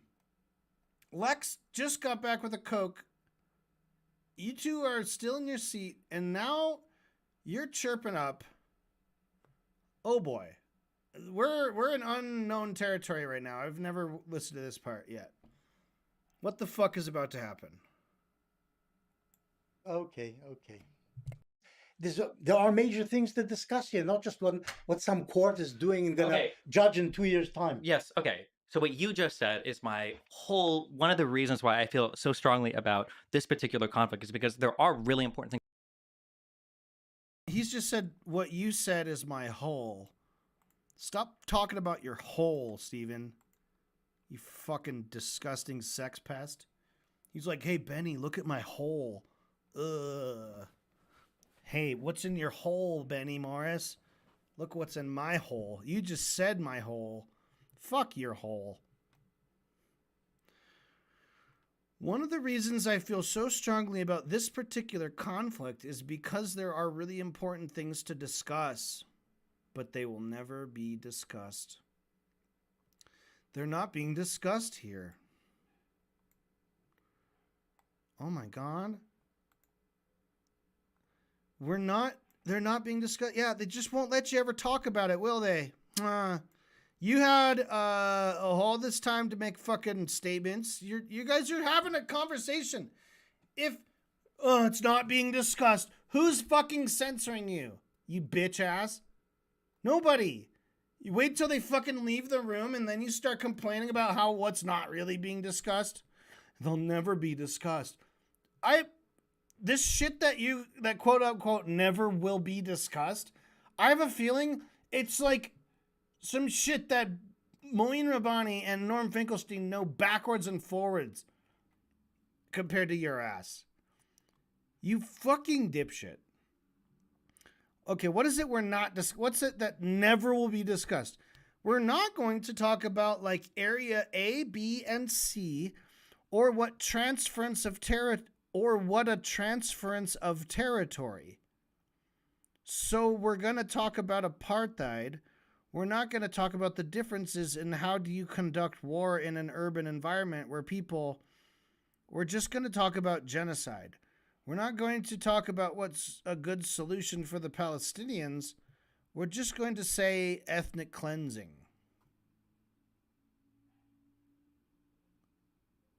What the fuck?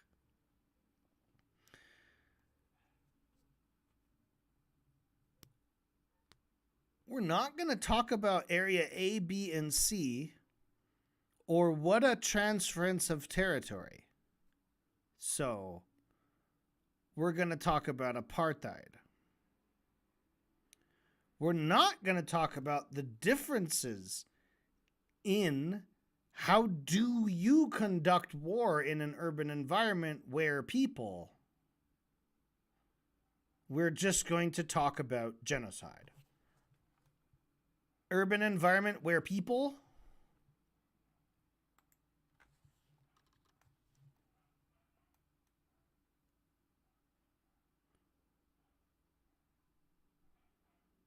What the fuck is he fucking saying?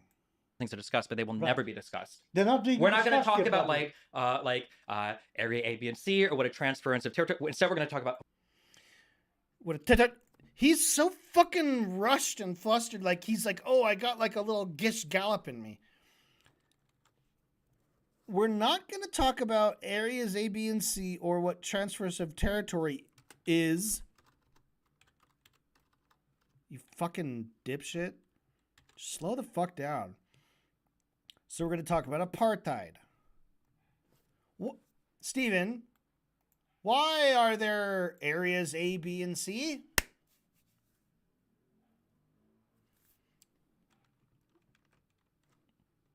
Why doesn't other countries have areas like A, B, and C where they stick all the Arabs?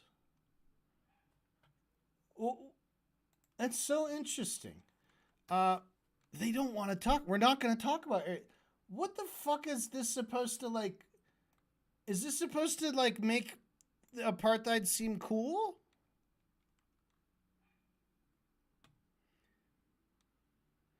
So Area A is the part of the West Bank that's administered by the Palestinian Authority. That is 18% of the land. Area B, administered by the Palestinian Authority, shared security control with Israel. Right? So that means the IDF actually runs the government. Area C, administered by Israel. That's 60% of the fucking West Bank. Right?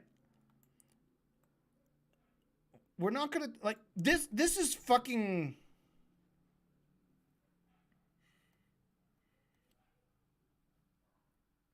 Why would talking about this Like, you think Moeen Rabbani and Norm Finkelstein like don't want to admit that the West Bank is like this? Right? You don't want to. What? They want to talk about apartheid. Yeah. This is like the apartheid kind of thing. This is apartheid shit right here. Of course they would talk about this. And talk about apartheid. They'd talk about this as being part of the whole apartheid shit.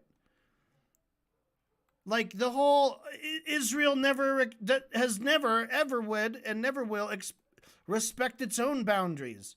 Right? 60% just straight up, they don't even pretend to have the Palestinian Authority, which, by the way, the Palestinian Authority is completely run by Israel. So it's just like a big circle administrated by Israel.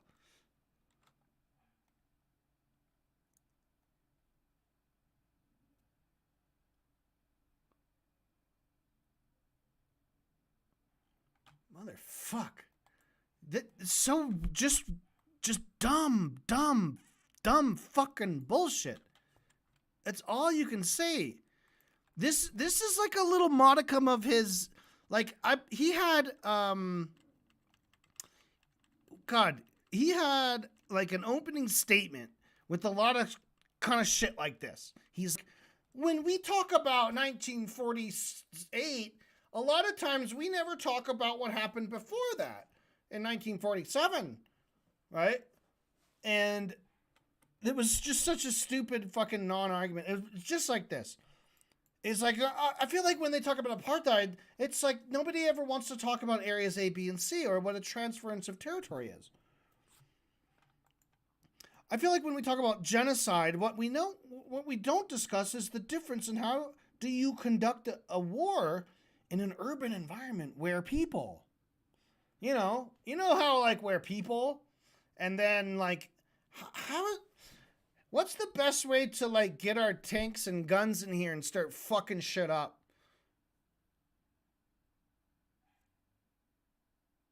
Because obviously we have to bring our guns and tanks in here and fuck shit up. Obviously. That's called war in an urban environment. So, what a fascinating discussion. How do you do it? That's interesting. How do you conduct a war in an urban environment where people... Hey, Stephen, you don't! You fucking don't! That's how you do it. The way to do it is to don't do it. You don't do that.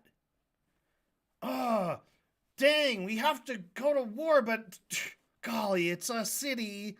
So I guess a lot of innocent people are gonna fucking die. Starving people? I mean, funneling people into these little fenced-in cages in the middle of the fucking desert just so you can fucking mow them down? Just to make...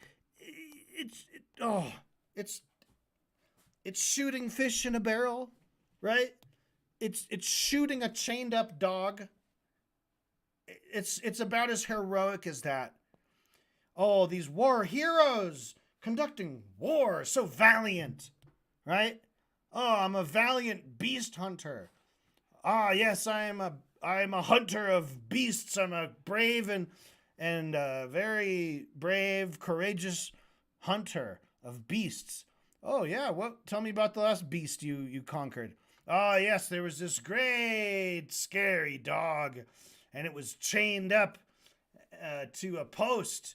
And he was pulling on the chain like, and he couldn't go anywhere because of the chain. So then I shot him in the face. I'm so tough. So you think you're a tough guy because you shot a chained up dog in the face with a fucking gun? That's right. He was a really mean dog. He was trying to kill me. He was trying to bite me and kill me. Oh, so you're a fucking monster. You're a fucking cowardly piece of shit and a liar. Fuck off, is what you would say to that guy. Oh, boy. So then, let's not talk about what's a good solution for Palestinians. We're just going to say ethnic cleansing. You wish it was just ethnic cleansing. The people who say ethnic cleansing are downplaying the fucking genocide. You fucking piece of shit. It's beyond ethnic cleansing. They're not just trying to remove people from a place. They're trying to eliminate the existence of Palestine. You fucking piece of shit. And then the way he's setting this up, it's like, we don't talk about this, instead they just say that. We don't talk about this, instead they just say that. Right? They have to be fucking coherent. Nobody is saying that if you describe ethnic cleansing, okay, so ethnic cleansing, we'll say, is happening on the West Bank. I would say that ethnic cleansing is not a good solution for Palestinians. Am I like, you're saying that someone who's pro-Palestine who mentions that they're being ethnically cleansed from the West Bank, that I'm doing that in order to delay or just to avoid altogether talking about what's a good solution for them. The solution is for Israel to fuck off. Fuck off. Fuck off. It's the fuck off bird. Everyone needs a fuck off bird to give advice to the state of Israel. You send the fuck off bird to the state of Israel as like a state gift, probably a whole flock of them, and those birds will tell them what to do. And we include a note. This bird is the smartest bird in the world. Please do everything it says. Do whatever the bird tells you. And all the birds will tell them, fuck off, fuck off, fuck off, fuck off, fuck off, fuck off, fuck off, fuck off. Fuck off, fuck off, fuck out, fuck away, fuck over, fuck plus whatever preposition you want. Okay? Fuck to it. Fuck away. Fuck on that thing. Whatever you want to do, but you got to fuck off. Do you remember that book, Marvin K. Mooney, Would You Please Go Now? Stephen Pestiny Bono, won't you fuck off now?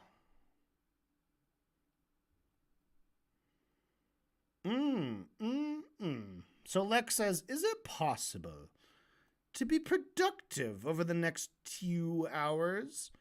Talk about solution. 2 hours? We're like halfway through hour 3 or hour 4.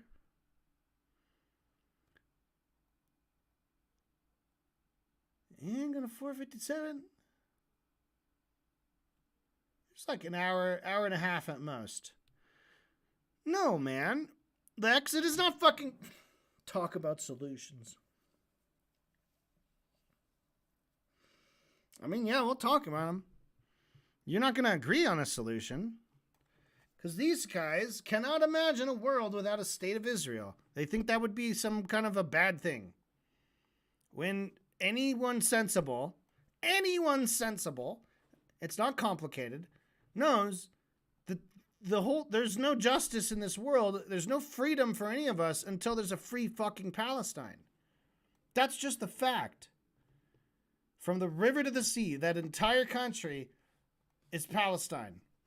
And it should be. And it should be for everyone. It's not a country for only the Jews. It's a country for everyone. Even atheists like me could probably go visit if it was a free Palestine. I bet they'd have a tourism industry. And they wouldn't have a religious test just to fucking go there. In a free Palestine.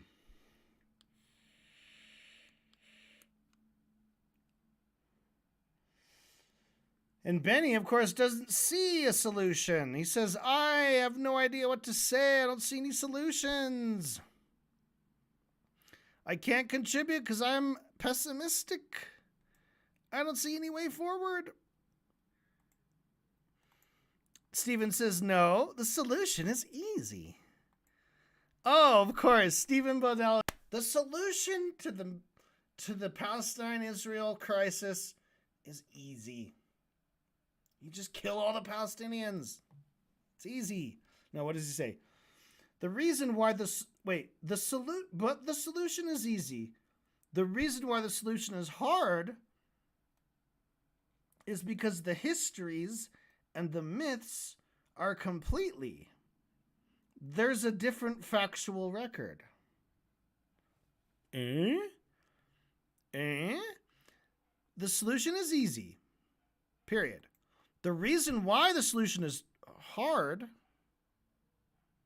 So is the solution hard or easy? Stephen, he's such a sloppy talker. His sentence structure is fucking garbage. Talk about particular conflict is because there are really important things to discuss, but they will never be discussed. They're not being We're not going to talk discussed about talk about genocide. Be productive over the next 2 hours and talk about solutions. About solutions, I have no idea what to say. I mean, I don't see any solutions on. If you wanted a positive end to this discussion, which is what you said at the beginning, I can't contribute to that because I'm pessimistic. I don't see any way forward here. But the lack of the solution is easy. The reason why the solution is hard is because the histories and the myths are completely. There's a different factual record, right? One of the things.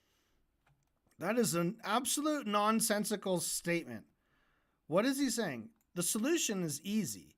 The reason why the solution is hard is because the histories and the myth are completely. There's a different factual record. The histories and the myths are completely.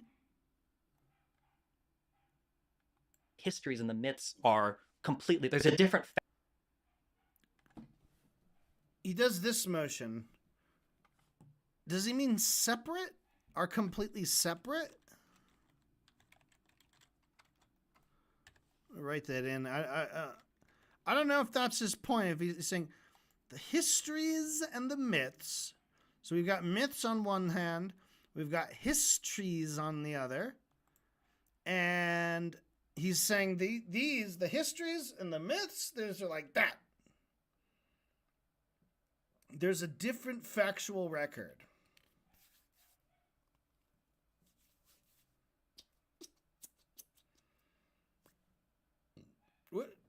How does that make it to where Israel doesn't have to fuck off? Israel should just fuck off. That's not easy, but it is simple. It's simple to say, and it's kind of simple to answer the questions whenever it's like, oh, they should fuck off. Well, if they stole this property, they stole this house, they stole this land, they should fuck off. Where am I supposed to go? Do you seriously have nowhere else to go? Besides New York? You can go to New York. Go to New York. Unique New York. You know you need unique New York. So then Lex says one of the things that would be good to talk about solutions with the future is going back in all the times that it has failed. But even at that, we're probably not going to agree. He's going to say, you could write that. I can predict the whole line. He's going to say, from 93 to 99, he's going to say Israel didn't adhere to the Oslo courts ever. Settlement expansion continued. Raids happened into the West Bank, and that there was never a legitimate. That Netanyahu came in and violated the Y memorandum, the transference. He's going to say all of this, and he's not going to bring up anything of the Palestinian side. And then for Camp David, he's going to say that, yeah, that Arafat was trying, that the maps and the territorial exchange wasn't good enough, that they were asking Palestinians to make all the concessions that Israel would have made. Well, lay it all out. Lay it out. You do talk quickly. Yeah, I know. Yeah. My future book should interest you guys. Hold on, wait. Are they just like are so impressed with how fast you can talk. Like, in the middle of his point, what was his point? He's going to say that, yeah, that Arafat was trying, that the maps and the territorial exchange wasn't good enough, that the maps and territorial exchange weren't? That they were asking Palestinians to make all the concessions that Israel would have made. And then they're just like, wow, man, lay it out, dude. You're talking fast. You're so good at talking fast. By the way, I have a new book coming out. Oh, and then Moeen Rabbani is back by this point. It was a quick smoke break. I wonder if Moeen Rabbani smokes a cigarette. He kind of strikes me as like a guy who might enjoy a cigarette or two.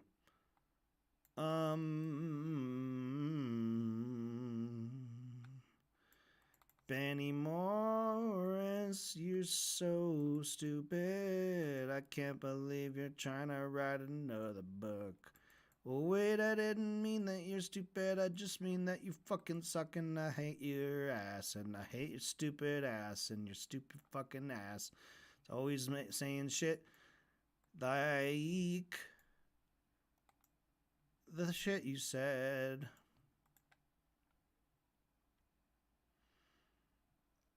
So Steven's like, I can already predict what they'll say. Yeah, dude, we know you prepared for the debate. You like prepared for this. What's your fucking counter argument to any of this? He's going to say Israel didn't adhere to the Oslo courts ever. Well, what? Are you saying they did? What's your fucking point? That's the whole thing with this. Bro, they're just going to say this and that and that and that. You're supposed to make it sound like they're being unreasonable. Oh, he's so fucking dumb. Stephen Bonnell, you are a fantastic moron. And it is terrifying. It is terrifying how much of an idiot you are.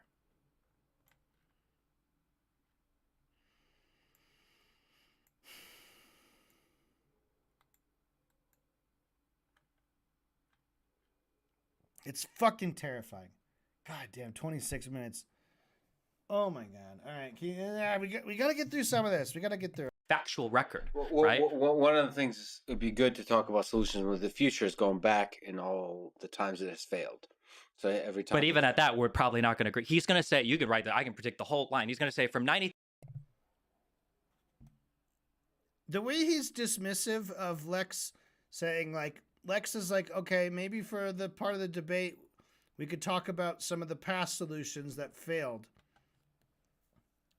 to be implemented. And he's like, yeah, but even at that, we're not going to agree. Yeah, you fucking dipshit. Do you expect anybody watching this or anybody sitting at that table to think for a fucking second that the four of you are going to fucking agree about anything?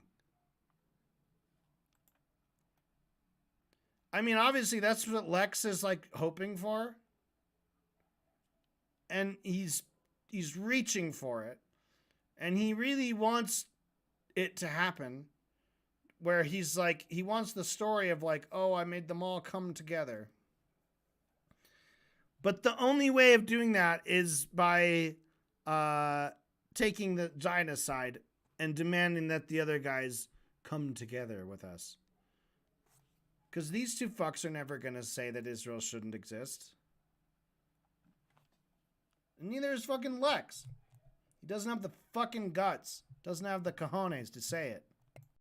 to 99, he's going to say Israel didn't adhere to the Oslo Accords ever. Settlement expansion continued. Raids happened into the West Bank. That there was never a legitimate. That Netanyahu came in and violated the Y memorandum, the transference. He's going to say all of this, and he's not going to bring up anything on the Palestinian side. And then for Camp David, he's going to say that that Arafat was trying, that the maps and the territorial exchange wasn't good enough, that they were asking Palestinians to make all the concessions. Now I'm going to be very curious to see if this stuff does come up. And we can hold Stephen. He said, you could write that. I can predict the whole line. Because, like, when he says he's going to say all this, and he's not going to bring up any of the Palestinian side. Okay.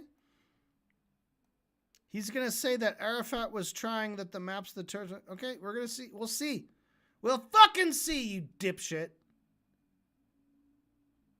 Because so far, your track record has not been good when you're trying to, like, anticipate your opponent's arguments. You've kind of whiffed on that pretty badly. When you're like, well, the thing that nobody actually considers is they never want to talk about how the Arabs rejected the partition resolution. Like, that's your claim to fame, you fucking moron. Like, that was your opening statement. Your opening statement was, hey, I'm not listening to what anyone's saying. I'm going to build a straw man and fail to even defeat it. I'm going to build a straw man argument, not even going to attack it. Just going to build it. Fucking, yeah. Straw man, huh? That's you. That's you. See the straw man? That's you. You did that. You said what the straw man said. I bet you did. Uh-huh. Yes, huh? Yes, huh? Uh-huh. Yes, huh? You did it.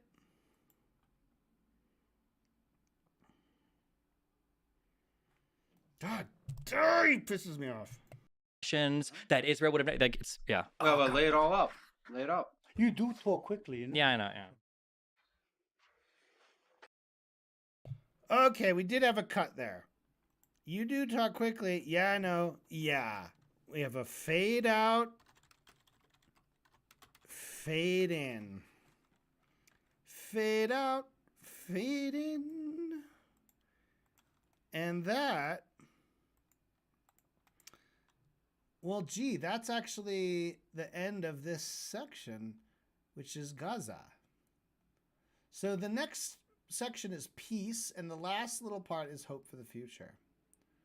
So 1, 2, 3, 4. Hour 4 is only a half hour long or less. 28 minutes. The whole point of this was supposed to be Gaza. Well, really, what was it? It was about the ICJ case for genocide. Yeah, I mean, that was the whole thing. They just talked about the ICJ case. Which, by the way, by this point hadn't been... They hadn't released the arrest warrants. So there's the International Criminal Court one. It was like a separate case going on, I think.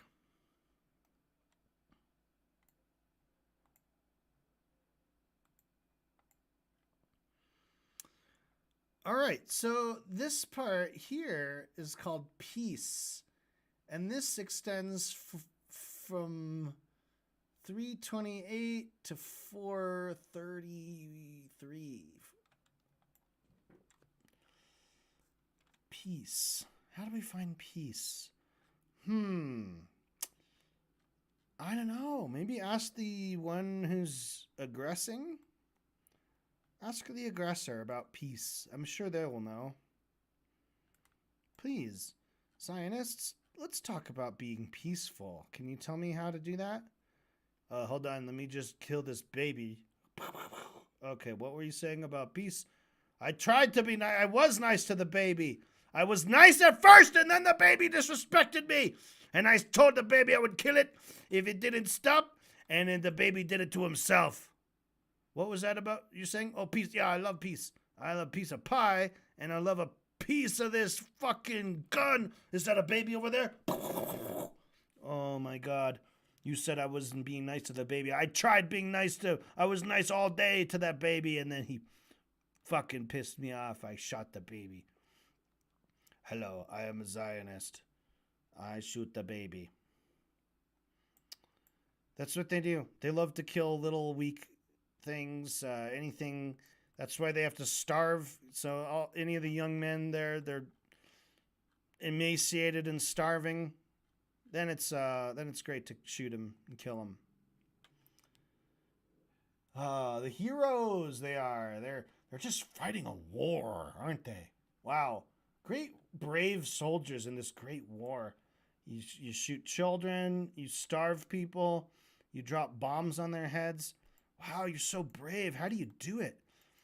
You know, when I thought of like the bravery of a soldier, it's definitely like you know, you get this huge coordinated effort. You block all aid and supplies from the citizenry, and you funnel them all into a tight and closed space, and you just let your guys from a distance just mow them down, pick them off, just murder civilians as a giant army. And the civilians don't have any weapons either. Sometimes they throw rocks. Hey, now, rocks can hurt. Rocks could kill somebody. Hey, throwing a rock could be deadly. You have to admit that. Throwing rocks can be deadly. So, if any of those guys are throwing rocks, that's assault with a deadly weapon, right?